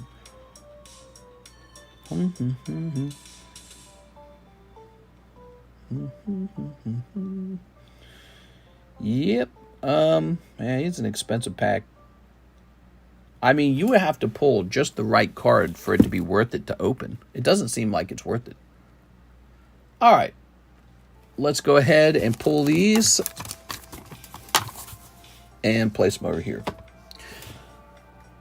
Miss Jen, we took care of those orders, and it looks like there are no more orders. I'm going to go ahead and hop off now, guys. It is late in the night. Appreciate you hanging out with me. That was a 3-hour stream. We'll be back on tomorrow for the Thursday stream. All right? Okay, I'm hopping off, guys. See you later.